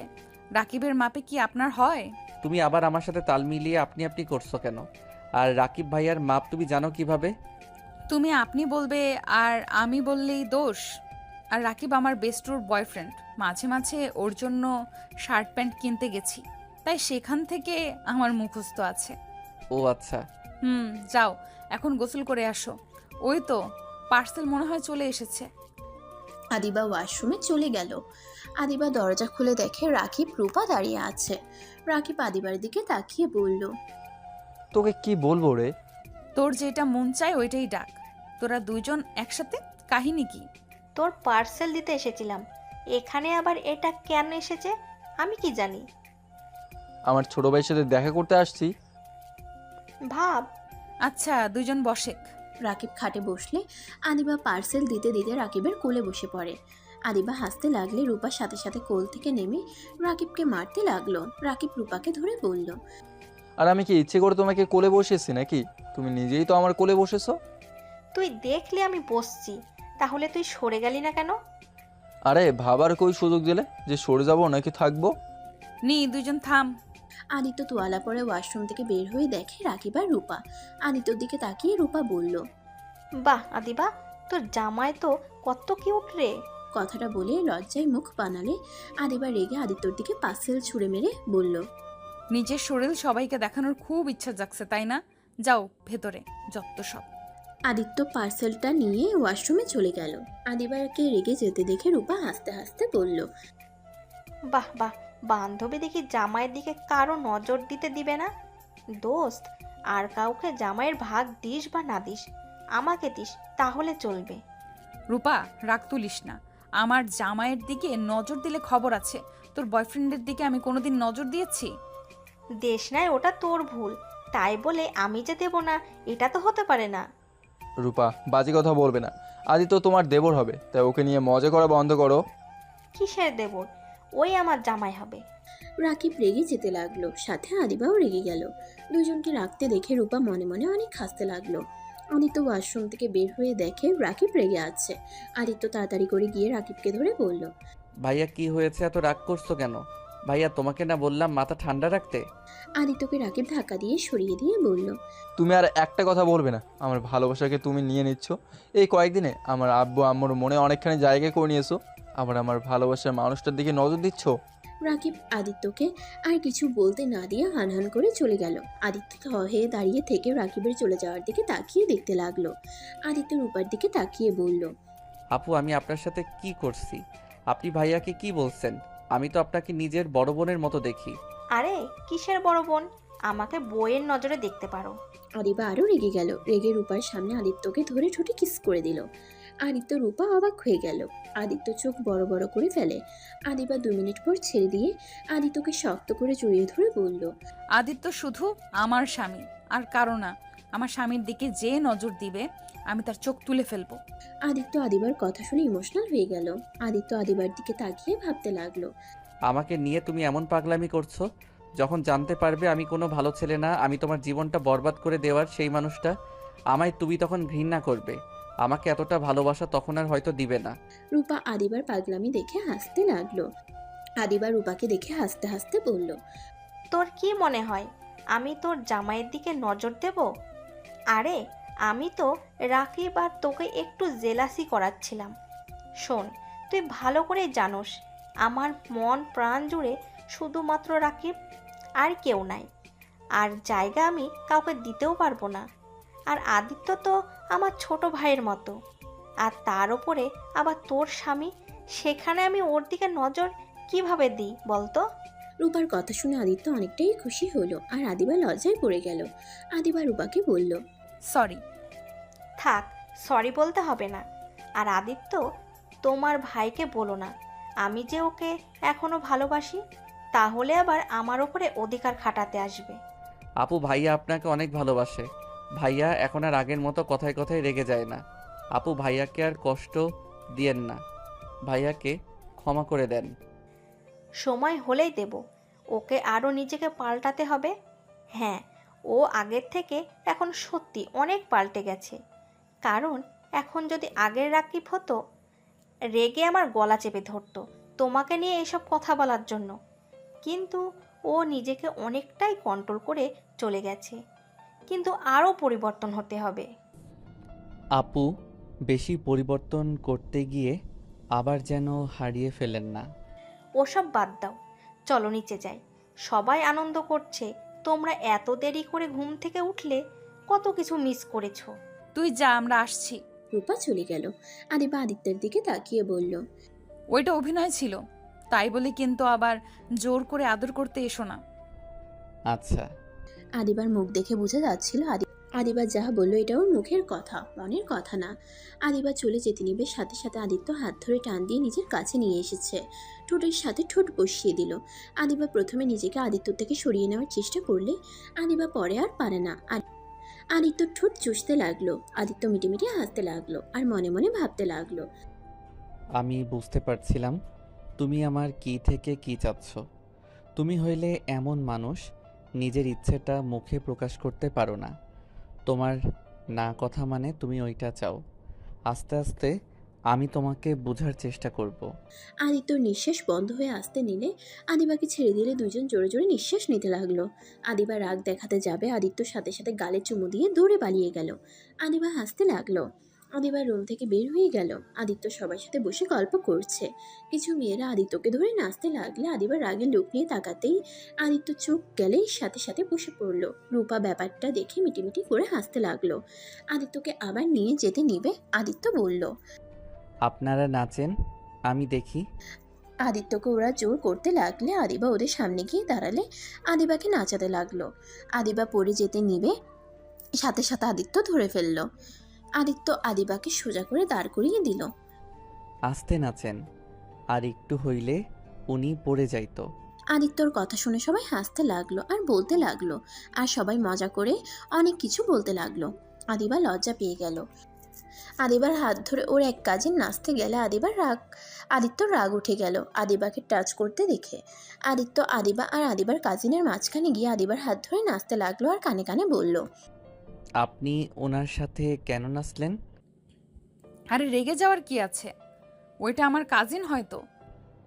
যে না সেই হোক্কা, আমার বউকে অন্য কেউ টাচ করতে পারবে না। রাকিবের সাথে থেকে কি তোমার মাথা গেছে নাকি? কেন ভাইয়া, কি করছে? রাকিব রূপাকে কারোর সাথে সহ্য করতে পারে না, ছোট ছেলেদের সাথেও ঝগড়া লাগিয়ে দেয়, আর তুমি দেখছি ওর মতো করছো। আদিত্য আদিবার কথা শুনে রূপার দিকে তাকালো। রূপা অন্য ছেলেদের সাথে নাচছে, রাকিব নিচের দিকে তাকিয়ে বসে আছে আর চোখে তাকিয়ে দেখতে লাগলো। আদিত্যর মাথায় একটা বুদ্ধি আসলো। আদিবাকে ছেড়ে দিয়ে রূপার কাছে গিয়ে রূপার হাত ধরে ঘোরাতে ঘোরাতে রাকিবের উপরে ফেলে দিল। রাকিব সাথে সাথে ধরে ফেললো। রাকিব রূপাকে ধরলে আদিত্য রাকিব আর রূপাকে তুলে বলল, ভাবি, আপনার কাজ দেখে অবাক। আমার ভাইকে রেখে অন্য ছেলের সাথে নাচা, অন্য ছেলেদের কাছে গেলে ধাক্কা দিয়ে ফেলে দিব, তখন বুঝবেন মজা কেমন লাগে। আদিত্য কথাগুলো বলে রাকিবের হাতে দিয়ে আদিবার কাছে চলে গেল। আদিবাকে ওইখান থেকে দূরে সরিয়ে নিয়ে এসে বলল, এত মানুষের ভিড়ে যাওয়ার দরকার নাই, নাচতে নাচতে ঘেমে গেছো। আদিত্য টিস্যু নিয়ে এসে আদিবার মুখ গলা মুছে দিতে লাগলো। আদিবার আব্বুর চোখে পড়লে আদিবার আম্মুকে থামিয়ে দিয়ে ইশারা করলে দুজন খুশি হয়ে চলে গেল। আদিবা আদিত্যর দিকে তাকিয়ে বলল, চলো খাবার খেয়ে আসি, অনেক ক্ষুধা লাগছে। আচ্ছা চলো। আদিত্য আদিবা দুইজন খাবার খেতে চলে গেল। আদিত্য আদিবাকে খাওয়াই দিতে লাগলো। এটা দেখে সবাই বলতে লাগলো, বাহ বাহ, কি ভালোবাসা। রূপা কাছে এসে বসে পানি খেতে লাগলো আর বলল, আমার বান্ধবীকে এভাবে সারা জীবন ভালোবেসো, কখনো কষ্ট দিও না। চেষ্টা করব, বাট আপনি আমার ভাইয়াকে কষ্ট কেন দিচ্ছেন? ওর এটা পাওয়া উচিত, তাই। নিজেকে নিচে নামিয়ে ভাইয়াকে শাস্তি দেওয়ার মানে কি? এইটা নোংরামি হচ্ছে। তুমি কি বলতে চাচ্ছ? আপনি আর অন্য ছেলেদের সাথে এভাবে নাচবেন না। আমি খেয়াল করছি, ওই যে কালো চশমা পরা ওই ছেলেটা আর ডানের দিকে একটা ছেলে আছে, ওরা দুইজন বাজেভাবে টাচ করছিল। ওরা আমাদের ফ্রেন্ড। ফ্রেন্ড বলে কি? আপনাকে ওইভাবে টাচ করবে নাকি? রূপা কথাটা বলে চলে গেল। আদিবা আদিত্যর দিকে তাকিয়ে বলল, তুমি ওদের বিষয়ে এত না গলাচ্ছ কেন? তুমি জানো রাকিব কি করছে? আমার প্রিয় মানুষ যদি এমন করতো, আমি কবে ওর সাথে কথা তো দূর, ওর মুখও দেখতাম না। রূপা ভালোর জন্য এখনও রাকিবকে ভালোবেসে যাচ্ছে। আদিবার কথা শুনে আদিত্য ভীষণ খেলে আদিবা পানি দিলে আদিত্য পানি খেয়ে নিল। তারপর আদিবাকে খাওয়াই দাওয়া শেষ করে উঠে পড়লো টেবিল থেকে। আদিত্য রাহেলা বেগমকে খুঁজতে লাগলো। অনেকক্ষণ খোঁজাখুঁজির পর আদিত্য একটা রুমে রাহেলা বেগমকে কাঁদতে দেখলেন। আদিত্য কাঁধে হাত দিয়ে রাহেলা বেগম আবার কান্না করতে লাগলো। একটা ছবি বুকে জড়িয়ে আদিত্য বলল, আম্মু, আপনার কি হয়েছে? কার ছবি বুকে নিয়ে কান্না করেন? আদিত্য দেখো, আমার ছেলের ছবি। আমার ছেলে নিশ্চয়ই এখানে এসেছিল। এই ছবিটাই আমার ছেলের ছোটবেলার। তার সাথে একটা ছোট মেয়ের ছবি দেখছি। মেয়েটাকে জানি না, কিন্তু এইটা আমার ছেলের ছবি। এই ছবিটা এখানে কিভাবে আসলো আমি বুঝতে পারছি না। আদিত্য চমকে গেল। আদিত্য রাহেলা বেগমের হাত থেকে ছবিটা দেখে পকেটে হাত দিয়ে দেখে পকেটে ছবিটা নাই। আদিত্য ঢোক গিলতে লাগলো। রাহেলা বেগম কান্নায় ভেঙে পড়তে লাগলো। রাহেলা বেগমের কান্না দেখে আদিত্যর চোখে পানি আসতে লাগলো। রাহেলা বেগমকে সান্ত্বনা দিতে দিতে বলল, আম্মু, কান্না করবেন না। আপনার ছেলে যেখানে আছে ভালোই আছে নিশ্চয়ই। আমার সন্তান আমার এত কাছে ছিল, আর আমি তাকে পেয়েও হারিয়ে ফেললাম। আমি আমার সন্তানের কাছে যেতে চাই। আমার রাফি, আমার কলিজার টুকরাকে পাওয়ার একটা সুযোগ, সেটাও হারিয়ে গেল। আমি আমার সন্তানকে চাই। আমি আর পাচ্ছি না। রাহেলা বেগমের কান্না আর পাগলামি দেখে আদিত্য শক্ত করে জড়িয়ে ধরলে আদিত্যকে জড়িয়ে ধরে কান্না করতে লাগলো। আদিত্যর চোখ বেয়ে পানি ছড়তে লাগলো। আদিত্য গলাটা জড়িয়ে আসতে লাগলো। আদিত্য নিজেকে সামলিয়ে নিয়ে বলল, আম্মু, যদি আপনার ছেলে আপনার সামনে থাকতো তাহলে আপনি কি করতেন? আমার সন্তানকে আমি পেলে শক্ত করে জড়িয়ে ধরে খুব কাঁদতাম। আমার ছেলেকে আমি আর হারিয়ে যেতে দিতাম না। আমি এক নজর তাকে চোখের আড়াল হতে দিতাম না। আদিত্য, আমি কি আমার ছেলেকে কোনোদিনই পাবো না? আমার মৃত্যুর আগে আমি আমার ছেলেকে একবার দেখতে চাই। আগে তো কোনো খোঁজ পাইনি। এখন যখন একটা আশার আলো দেখলাম, তখন অবশ্যই আমার ছেলেকে খুঁজে পাবো, তাই না? আচ্ছা আম্মু, আপনার ছেলে তো অনেক বড় হয়ে গেছে। এখন কিভাবে বুঝবেন আপনার ছেলে এইটাই? যে কেউ এসে তো বলতে পারে আমি সেই আপনার ছেলে। এমন আর একজন এসেছে। আমার ছেলের শরীরে চিহ্ন আছে, মাথার ভিতরে একটা গুটি আছে।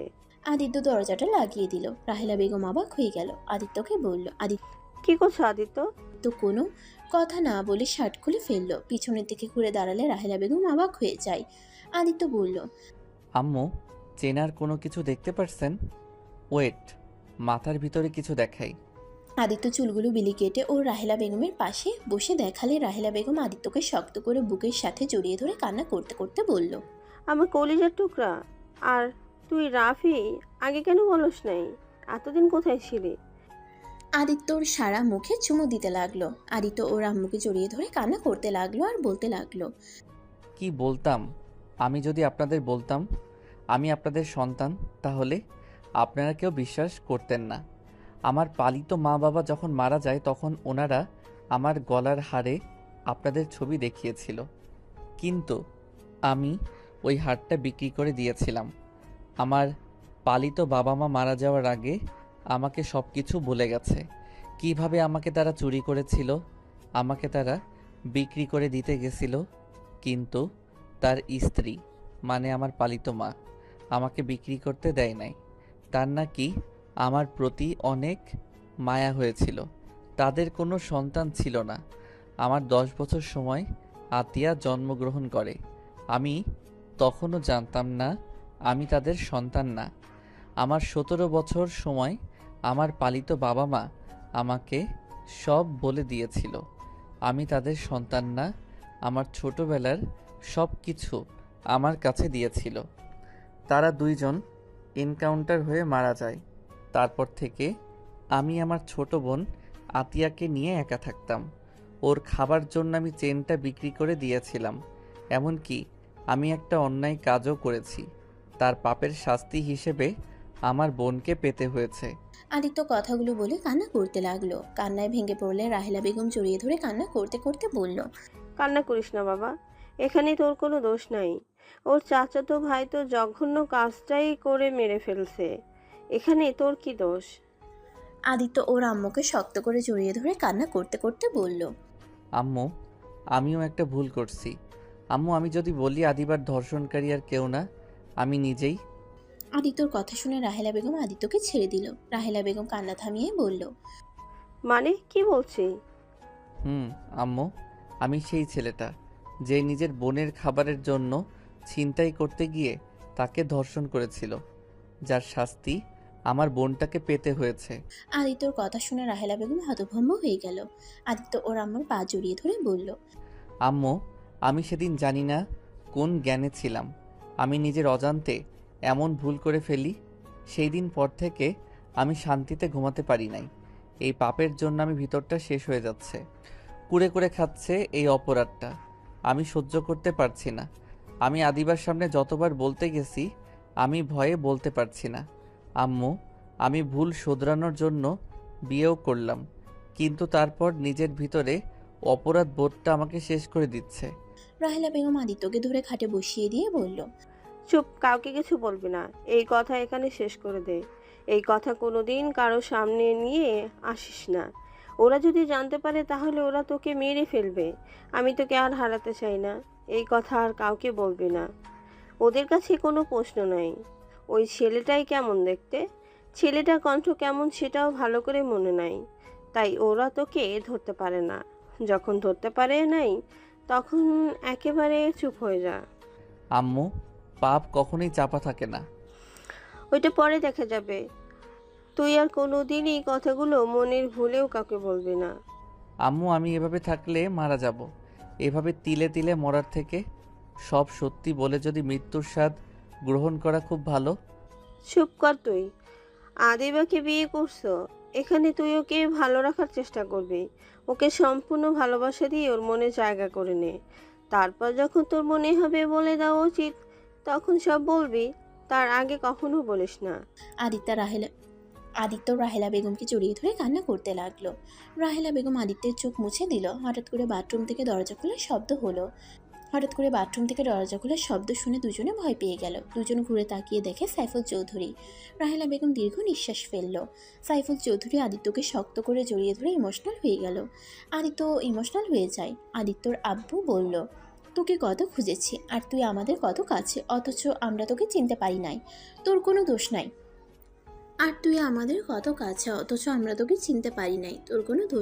আজ যদি আমাদের সাথে থাকতি তাহলে কখনোই এমন ভুল হতো না। সব দোষ আমাদের। কেন যে তোকে সাবধানে রাখতে পারি নাই। সাইফুল চৌধুরীর কথা শুনে আদিত্য সাইফুল চৌধুরীর চোখের পানি মুছে দিয়ে বলল, আব্বু, আপনাদের কোনো দোষ নাই। ওনারা আমাদের চুরি করে নিয়ে গেছিল।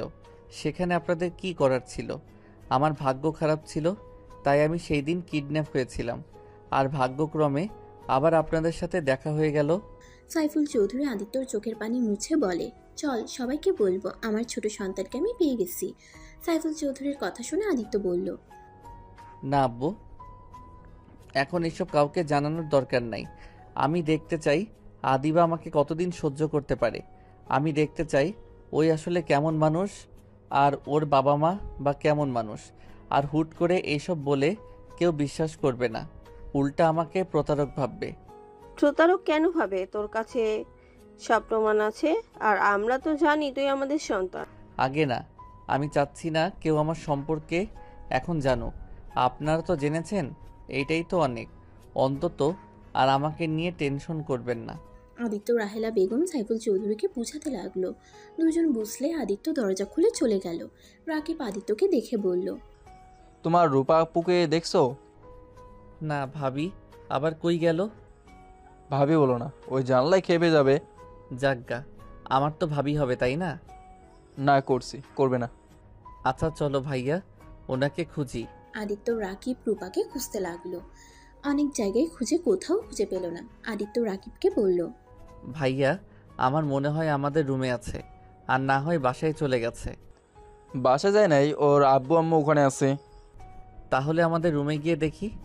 আদিত্য রাকিব দুজন রুমের সামনে গিয়ে দরজা নক করলে রূপা এসে দরজা খুলে দেয়।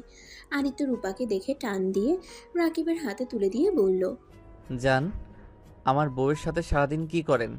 এইদিকে আমার ভাই আপনাকে খুঁজতে খুঁজতে পাগল হয়ে যাচ্ছে, আর উনি আমার বউয়ের সাথে আড্ডা দিচ্ছে। বদমাইশ ছেলে, আমাকে এভাবে টান দিলে কেন? আর একটু হলেই পড়ে যাইতাম। পড়ে গেলে কি হইতো? একটু ব্যথা পাইতেন। আর আমার ভাইয়ের হৃদয় যেতে পুড়ে গন্ধ বের হয়ে গেছে। ওই দিকে খেয়াল নাই? আমার ওসব দেখার সময় নাই। আমি তোমার ভাইকে চিনি না। দূর, চেনেন না চেনেন ওইটা শুনে লাভ নাই। আমি আমার বউয়ের কাছে গেলাম। আদিত্য কথাটা বলে দরজা লাগিয়ে দিল ওদের মুখের উপরে। রূপা দরজা ধাক্কাতে লাগলো। আদিত্য পিছনে ঘুরতে ঘুরতে বলল, বিবিজান কই গো আপনি? কথাটা বলে পিছনে ঘুরে হা হয়ে গেল। আদিবার আম্মু, রূপার আম্মু আর কিছু মহিলারা বসে আছে, সাথে আদিবাও বসে আছে। আদিত্যকে দেখে সবাই হেসে উঠল। আদিবার রাগের লুক নিয়ে তাকাতেই আদিত্য সাথে সাথে রুম থেকে বের হয়ে গেল। রূপাল রাগের লুক নিয়ে তাকিয়ে বলল, এখন কেন? চলো চলো, বইয়ের কাছে দিয়ে আসি। রূপা আদিত্যকে টানতে টানতে রুমে নিয়ে গেল। আদিত্য রূপাকে বলল, আপু, আমাকে ছাড়েন, আমাকে যেতে দেন। কেন যেতে দেব? আমাকে বের করলে না বইয়ের কাছে যেতে চাইলে? চলো বইয়ের কাছে নিয়ে যাই।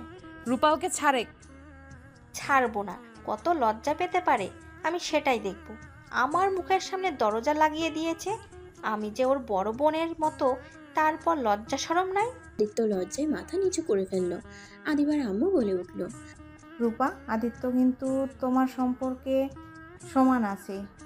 ওই তোমার বান্ধবীর জামাই, তার মানে তোমার সাথে সেই মজা করতে পারে।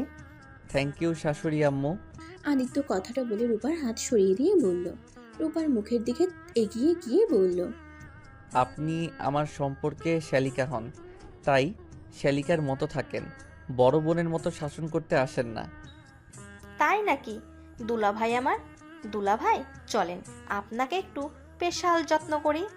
আদিত্যকে রূপা নিয়ে যেতে চাইলে আদিবা রূপাকে বলল, একদম না, আদিত্য ওর সাথে যাও না। স্পেশাল আদর কিন্তু ভয়ঙ্কর হয়ে যাবে। কেন? দেখি কি আদর দেয়, একটু দেখা উচিত তো।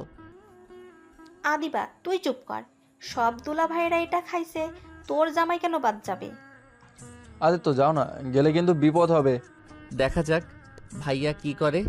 আদিত্য রূপার সাথে গেল। রাকিব, আদিবা ওদের পিছন পিছন যেতে লাগলো। রূপা আদিত্যর থেকে কিছুটা দূরে গিয়ে আদিবার ফ্রেন্ডদের আর কিছু কাজিনসদের ডেকে নিয়ে কানে কানে বলল। তারপর সবাই মিলে হাত মিলালো। আদিত্য ভ্রুকুচকে তাকিয়ে দেখতে লাগলো। আদিবা আদিত্যকে বলল, তুমি রাকিব ভাইয়ের সাথে এখান থেকে পালাও, না হলে কিন্তু তোমার নাজেহাল করে ছাড়বে। কেন, কি করবে? আমাকে মারবে নাকি? না মারবে না খাওয়াবে। তাই নাকি? এইটা তো ভালো। ভালো না সাই, আমার সাথে তুমি চলো। রাকিব আদিত্যর হাত ধরে দৌড় দিল। আদিত্যর পিছন পিছন রূপারা দৌড়ে যেতে লাগলো। আদিত্যকে বাইকে বসিয়ে রাকিব মুখ ভেঙচি দিয়ে পালিয়ে গেল। আদিত্যকে নিয়ে বাসায় চলে গেল। আদিত্য রাকিবের দিকে তাকিয়ে বলল, কি হয়েছে? এমনভাবে বাসায় নিয়ে আসলে কেন? বাসায় না নিয়ে আসলে? মরিচের মিষ্টি, মরিচের গুঁড়ার শরবত, যত ঝালের খাবার আছে তার থেকে ডবল মরিচের গুঁড়া দিয়ে খাওয়াতো। এর আগে আমার এক ফ্রেন্ড জামাই হসপিটালে ভর্তি ছিল, 5 জন ছিল। একদিন পর হসপিটাল থেকে নিয়ে আসা হয়েছিল। ওই 6 জন ওদের দেখলে ভয়ে কাঁপে। রাকিবের কথা শুনে আদিত্য হাসতে লাগলো। রাকিব ভ্রুকুচকে তাকিয়ে বলল, রে হাসো কে? ওনারা এত দুষ্টু, আমাকে ঝাল খাওয়াবে। আমি ঝাল অনেক খেতে পারি, আমার ওইসব কিছু হতো না। মরিচ ডলে ভাত খাওয়ার অভ্যাস আছে আমার। কত ঝাল খাইতে পারো, তার থেকে ডবল খাওয়াবে। ওই সব রাখো, যাও রুমে যাও, আমাকে কল দিয়ে বলে দেবো আমরা বাসায় চলে এসেছি। রাকিব কথাটা বলে চলে যেতে নিবে, তখনই আদিত্য রাকিবকে বলল, ভাইয়া, তোমার বাইকের চাবিটা দিবে?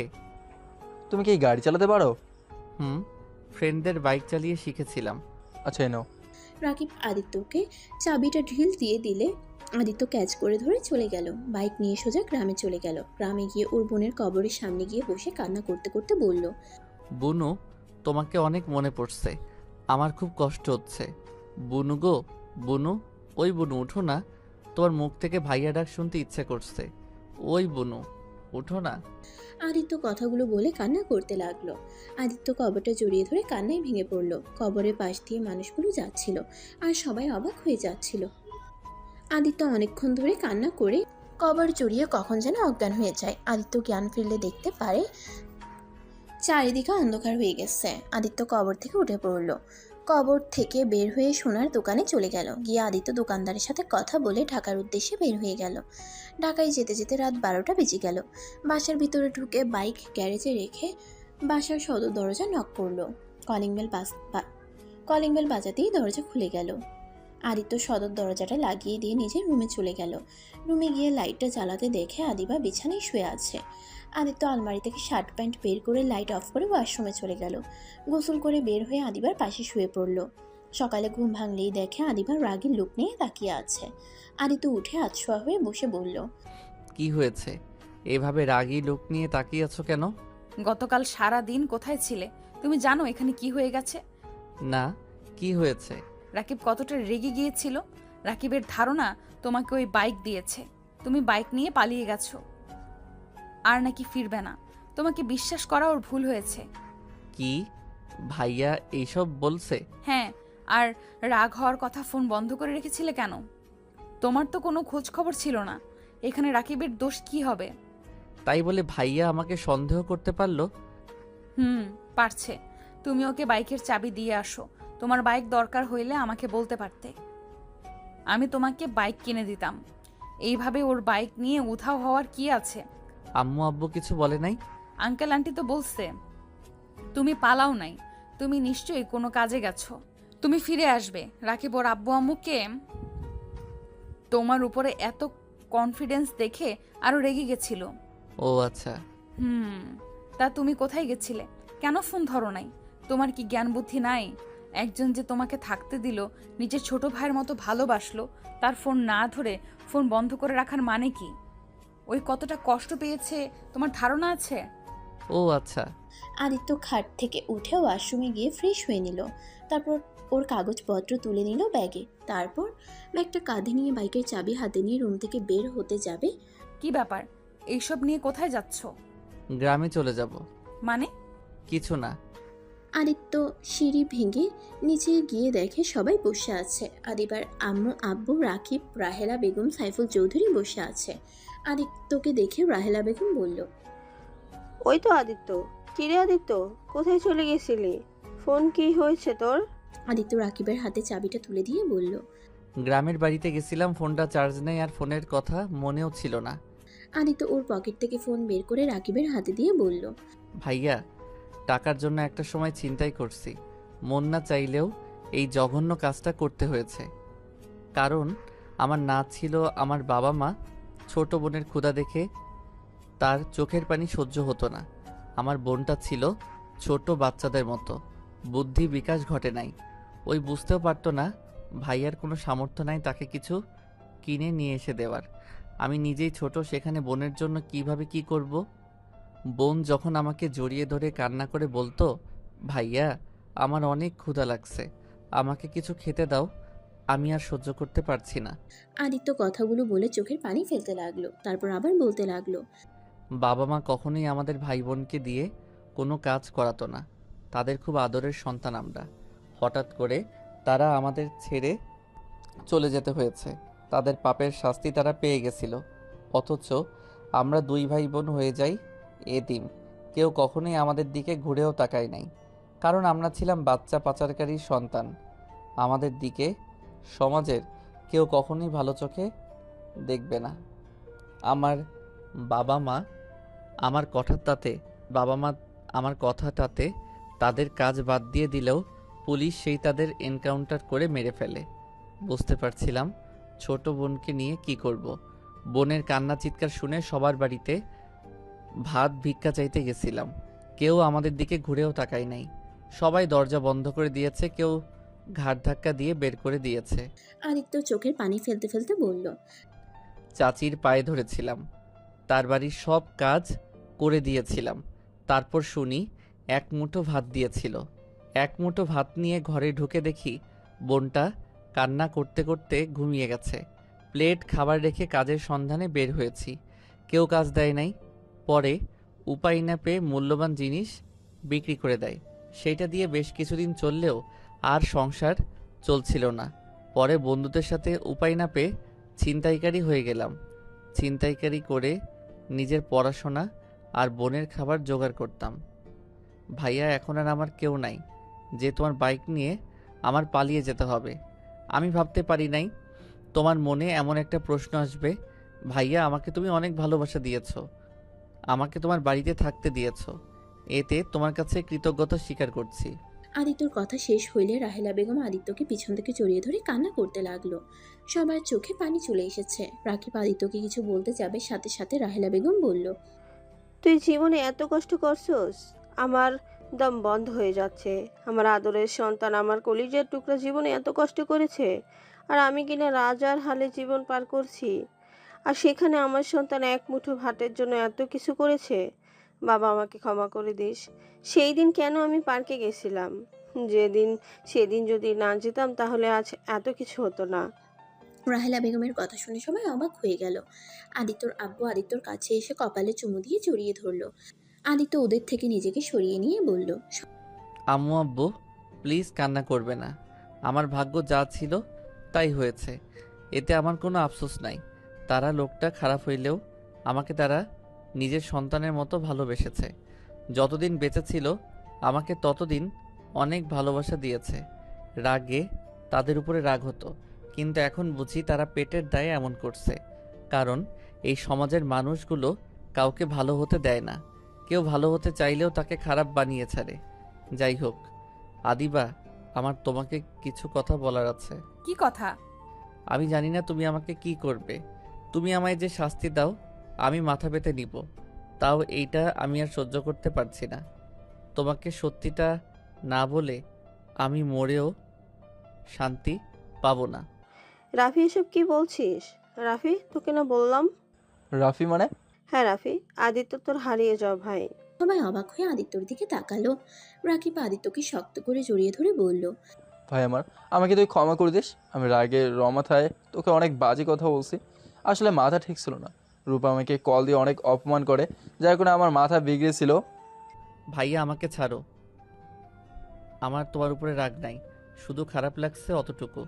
যাই হোক আদিবা, যেটা বলতে চাইছিলাম। বলো। আদিবা, আমি যদি বলি আমি তোমার ধর্ষক, তাহলে তুমি আমায় কি করবে? আদিত্যর কথা শুনে আদিবা কয়েক পা পিছিয়ে গেল। আদিবার আব্বু আম্মু দাঁড়িয়ে গেল। আদিবার আম্মু বলল, কি এসব কি বলছো? ঠিক বলছি, আমি সেই ছেলে। আর এই যে তোমার গলার চেন। আদিত্যর হাতের চেনটা দেখে আদিবার যেন হাত পা কাঁপতে লাগলো। আদিবার মাথায় যেন আকাশ ভেঙে পড়লো। আদিবা কাঁপা কাঁপা কণ্ঠে বলল, কেন করলে আমার সাথে এমন? সেদিন তো তোমার হাত জোর করে বলেছিলাম আমায় ছেড়ে দাও, যত টাকা লাগে আমি তোমায় দিব।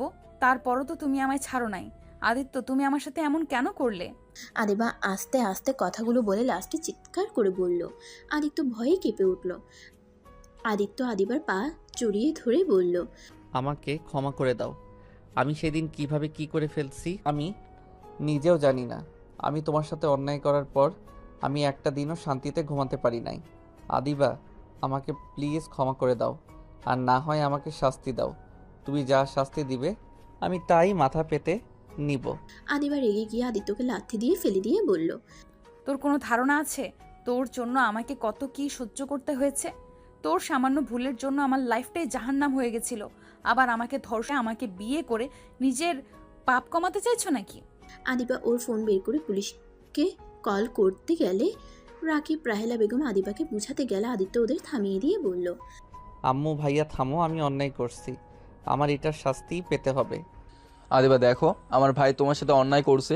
আমার ভাই যদি খারাপ হতো তাহলে তোমাকে কখনোই সব সত্যি বলতো না। আর তোমার কাছে তো কোনো প্রমাণ ছিল না, ওকে ধরার কোনো সুযোগও ছিল না। দেখো, আমার ভাইকে পুলিশে দেবে না, বলে দিলাম। আদিবা কোনো কথা না বলে পুলিশকে কল দিয়ে বলে দিল। আদিত্য ওর আম্মু ভাই আব্বুকে বোঝাতে লাগলো। এর ভেতরে আদিত্যকে পুলিশ ধরে নিয়ে গেল। আদিবা হাঁটু গেড়ে বসে পড়লো। রাহেলা বেগম পুলিশদের বলতে লাগলো, স্যার, আমার সন্তানকে ছেড়ে দেন। ওই ছোট মানুষ, বুঝতে পারে নাই। প্লিজ স্যার, ওকে ছেড়ে দেন। রাহেলা বেগমের কোনো কথা শুনলো না। আদিত্যকে নিয়ে যেতে লাগলো। আদিত্য আদিবার দিকে মুচকে হাসি দিয়ে বলল, ধন্যবাদ আপনাকে। আমি এখন নিজের ভিতরে কিছুটা হইলেও শান্তি পাচ্ছি। আম্মু আব্বু ভাইয়া, কান্না করো না। আমি জানি না আমার কি হবে। আমার বোনের কবরটা সুযোগ হইলে একটু খোঁজ খবর নিও। জঙ্গল দিয়ে ভরে গেলেও একটু পরিষ্কার করে দিয়ে এসেছো। আদিত্য চলে গেল পুলিশের গাড়িতে উঠে। রাকিব রেগে আদিবাকে বলল, তো শান্তি হয়েছে তো, তাই না? এখানে বসে নাটক করিস না, যা এখন এখান থেকে, না হলে খুব খারাপ হয়ে যাবে। তুই ভালো করেই জানোস যা এখান থেকে। আদিবার আব্বু আম্মা আদিবাকে নিয়ে চলে গেল। রাহেলা বেগম, রাকিব, সাইফুল চৌধুরী পুলিশ স্টেশনে চলে গেল। আদিত্যকে ছাড়ানোর অনেক চেষ্টা করতে লাগলো। আদালতে নিয়ে গেলে আদিত্য সব স্বীকার করে নেয়। আদিত্যকে 10 বছরের জেল দিয়ে দেয়। এটা শুনে রাহেলা বেগম জ্ঞান হারিয়ে ফেলে। সাইফুল চৌধুরী থ হয়ে বসে পড়ে।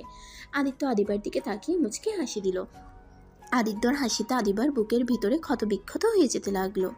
আদিত্য সাইফুল চৌধুরী আর রাকিবের সাথে একবার কুশল বিনিময় করে পুলিশের সাথে চলে যেতে লাগলো।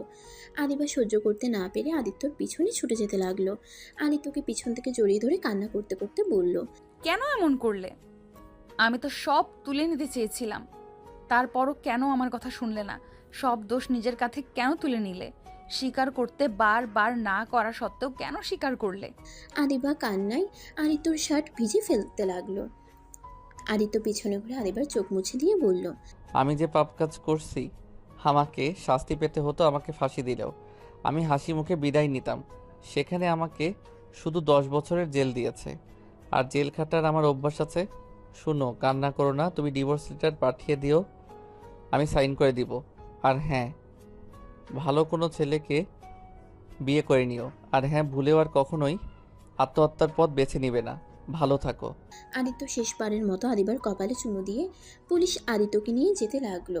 আদিবা আদিত্যর হাত শক্ত করে জড়িয়ে ধরে বলতে লাগলো, তোমাকে যেতে দিব না। আদিত্য, তুমি যাও না। আমি তোমাকে ছাড়া কিভাবে থাকবো?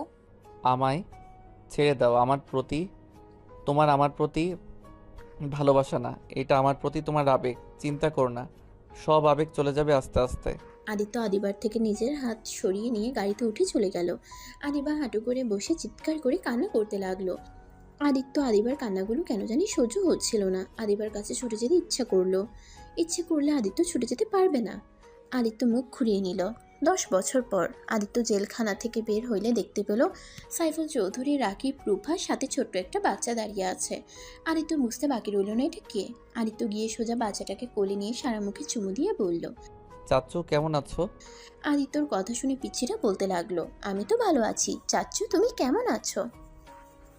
বাচ্চাটার কথা শুনে আদিত্য কপালে চুমু দিয়ে আদিত্য সাইফুল, রাকিব, রূপার দিকে তাকিয়ে, আমিও অনেক ভালো আছি। আমার চাচ্চুটাকে দেখে আব্বু, ভাইয়া, ভাবি কেমন আছেন? সাইফুল, রাকিব আদিত্যকে জড়িয়ে ধরলো। আদিত্যকে সাইফুল চৌধুরী চুমু দিলে বাচ্চাটা বলে, দাদু ভাই চাচ্চুকে কিস দিল, আমাকে তো দিলে না। বাচ্চাটার কথা শুনে সবাই হেসে দিল। 5 জন গাড়িতে উঠে বসলো। সবার খোঁজখবর নিতে লাগলো। বাসায় পৌঁছে সদর দরজার সামনে গিয়ে কলিং বেল দিলে ভিতর থেকে রাহেলা বেগম দৌড়ে দরজা খুলে আদিত্যকে দেখে শক্ত করে জড়িয়ে ধরে কান্না করে দিল। আদিত্য রাহেলা বেগমকে জড়িয়ে ধরে বলল, আম্মু কান্না করছো কেন? আমি তো ফিরে এসেছি। এটা আনন্দের কান্না, ভিতরে আয়, তোর জন্য অনেক কিছু রান্না করছি, রুমে গিয়ে ফ্রেশ হয়ে আয়, আমি তোকে নিজের হাতে খাওয়াবো। ওকে আম্মু, আমি এখনই যাচ্ছি। আদিত্য সিঁড়ি ভেঙে রুমে চলে গেল। রুমে গিয়ে বারান্দায় গিয়ে বাইরের দিকে তাকিয়ে দেখতে লাগলো। কিছুক্ষণ তাকিয়ে থেকে ওয়াশরুমে গিয়ে গোসল করে নিল। গোসল করে আলমারি থেকে শার্ট প্যান্ট বের করে পরে নিল। আয়নার সামনে নিজের চেহারা দেখে মুচকি একটা হাসি দিল। চোখের অশ্রু পড়তেই সাথে সাথে মুছে ফেলে নিচে চলে গেল। আদিত্য নিচে গেলে রাকিবের ছেলে আদিত্যর কোলে উঠল। আদিত্য টেবিলের সামনে বসলে রাহেলা বেগম আদিত্যকে খাওয়াই দিতে লাগলো। আদিত্য রূপার দিকে তাকিয়ে বলল, কি ভাবি, সেই তো আমার ভাবি হয়ে গেছেন। কি আর করার, দুষ্টু একটা দেবর থাকলে সেখানে বিয়ে না করে কি আর থাকা যায়? তাই নাকি? হি হি হি, ভালোই করে। এখন আর আমি কিছু বলবো না, কারণ এখন তোমাদের বিয়ে হয়ে গেছে। তোমাদের ঝগড়া তোমরা মিটিয়ে নাও গো। ভাবি, তোমার বান্ধবীর কি খবর? আদিত্যর কথা শুনে সবাই চুপ হয়ে গেল। কেউ কোনো কথা বলল না। রাহেলা বেগম বলল, আদিত্য, আমি এই মেয়ের নাম শুনতে চাই না। আম্মু রাগ করছো কেন? রাগ করবো না তো কি করব? ওই মেয়ের জন্য তোকে 10 বছর জেল খাটতে হলো, আর এত ভালোবাসি বলে পাগলামি করলো। কই, ওই দিন তো তোকে দেখতে গেল না, তোর সামনে সব নাটক করছে। আম্মু, তুমি ওকে ভুল বুঝছো। ওই আমার সাথে প্রতি সপ্তাহে দেখা করতে গেছে। আমি তোমাদের কাউকে কিছু বলি নাই, কারণ তোমরা ওর কথা শুনতে রাজি ছিলে না। আমি ওকে অনেকবার বুঝাইছি আমার জন্য অপেক্ষা না করতে, ওই শুনে নাই। 1 মাস আগে আমি ওর সাথে অনেক ঝগড়া করছি, ওকে আঘাত দিয়ে কথা বলেছিলাম, যার কারণে আর আমার সাথে দেখা করতে আসে নাই, কিন্তু আমার জন্য খাবার পাঠিয়েছে। আমি এত কিছু শুনতে চাই না, আমি শুধু ওর মুখ দেখতে চাই না। আদিত্য ওর আম্মুকে বুঝাতে লাগলো। অনেক বোঝানোর পর রাহেলা বেগম বলল, তোর যেটা ভালো মনে হয় তাই কর। আচ্ছা আম্মু, আমি আর খাবো না। আমি গ্রামে যাব, বুনুর কবরে জিয়ারত করব। আমিও যাব, তোকে একা কোথাও ছাড়বো না। আচ্ছা। আদিত্য রাকিবের সাথে বের হয়ে গেল। গ্রামের বাড়িতে গিয়ে আদিত্য ওর বোনের কবর দেখে অবাক হয়ে গেল। আদিত্য ওর ভাইকে জড়িয়ে ধরে বলল, ধন্যবাদ ভাইয়া আমার বোনের কবরের এত যত্ন নেওয়ার জন্য। ওই তো আমারও বোন হয়, যেখানে তুই আমাদের উপরে একটা দায়িত্ব দিয়েছিস সেটা না পালন করে কিভাবে থাকে। আদিত্য খুশি হয়ে গেল ওর ভাইয়ের কথা শুনে। আদিত্য আর রাকিব জিয়ারত করে নিল। কবর থেকে বের হয়ে আদিত্য ওর বাড়িতে চলে গেল। আদিত্যকে দেখে ওর চাচা চাচি এগিয়ে আসলো। আদিত্য কিছু বলল না। আদিত্যর চাচা চাচি নিজের সন্তানের জন্য ক্ষমা চাইলে আদিত্য প্রথমে কিছু না বলে পরে বলল, আমার আপনাদের উপরে রাগ নাই। আপনার ছেলে ভুল করছে, আমি তাকে কবরে শুয়ে দিয়েছি। এখানে আর কাউকে কিছু বলার নাই। আমার কাছে ক্ষমা চাইতে হবে না। ভালো থাকবেন। আদিত্য কথাটা বলে রাকিবকে নিয়ে ঢাকায় চলে আসলো। ঢাকায় এসে রাকিবকে বলল, ভাইয়া তুমি বাসায় চলে যাও, আমি আমার স্ত্রীকে নিয়ে আসতে যাচ্ছি। ওকে, নিয়ে আসবি। হুম। আচ্ছা তুই তাহলে আমাকে বাসায় নামিয়ে দিয়ে যা। আচ্ছা। আদিত্য রাকিবকে বাসায় নামিয়ে দিল। আদিত্য রাকিবকে বলল, ভাইয়া আদিবার বাসার ঠিকানাটা দিবে? না মানে আমি ওনার অফিস চিনি, বাসা চিনি না। নিজের শ্বশুরবাড়ি নিজের চেনোস না? তুই ওর অফিসে যা, ওই মনে হয় অফিসে আছে। আর আমি এই ঠিকানা তোকে টেক্সট করে দেই। ও তোর তো স্মার্টফোন নাই। রাকিব কথাটা বলে আদিত্যকে ঠিকানাটা বলে চলে গেল। আদিত্য বাইক নিয়ে সোজা আদিবার অফিসের সামনে চলে গেল। আদিত্য অফিসের সামনে দাঁড়িয়ে দারোয়ানকে জিজ্ঞেস করলেই জানতে পারলো আদিবা দেশের বাইরে চলে গেছে, অফিসে আসা নাই।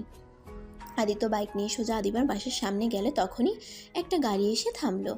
গাড়ি থেকে আদিবাকে নামতে দেখে আদিত্য ডাক দিলে আদিবা পিছনে ঘুরে তাকায়।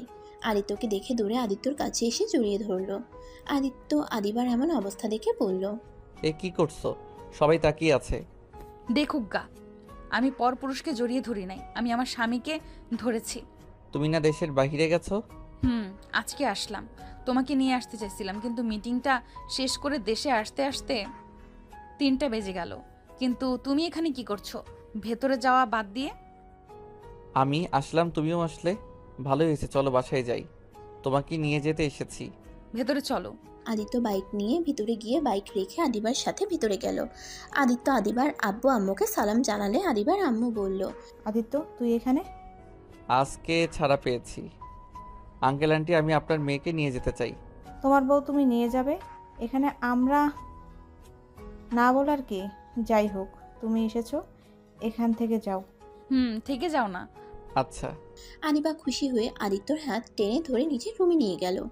আদিবার পাগলামি দেখে আদিত্য বলল, তুমি কি দিন দিন বাচ্চা হয়ে যাচ্ছ নাকি? আমার বয়স হতে পারে, কিন্তু আমার মনটা এখনো ছোটদের মতো আছে। তাই নাকি? যাও ফ্রেশ হয়ে নাও। আদিত্যকে আদিবা বসিয়ে দিয়ে ওয়াশরুমে চলে গেল। আদিত্য বালিশটা কোলে নিতে যাবে, দেখে তখন ওর ছবি। আদিত্যর মুখে মুচকি হাসির রেখা ফুটে উঠল। সমাপ্ত।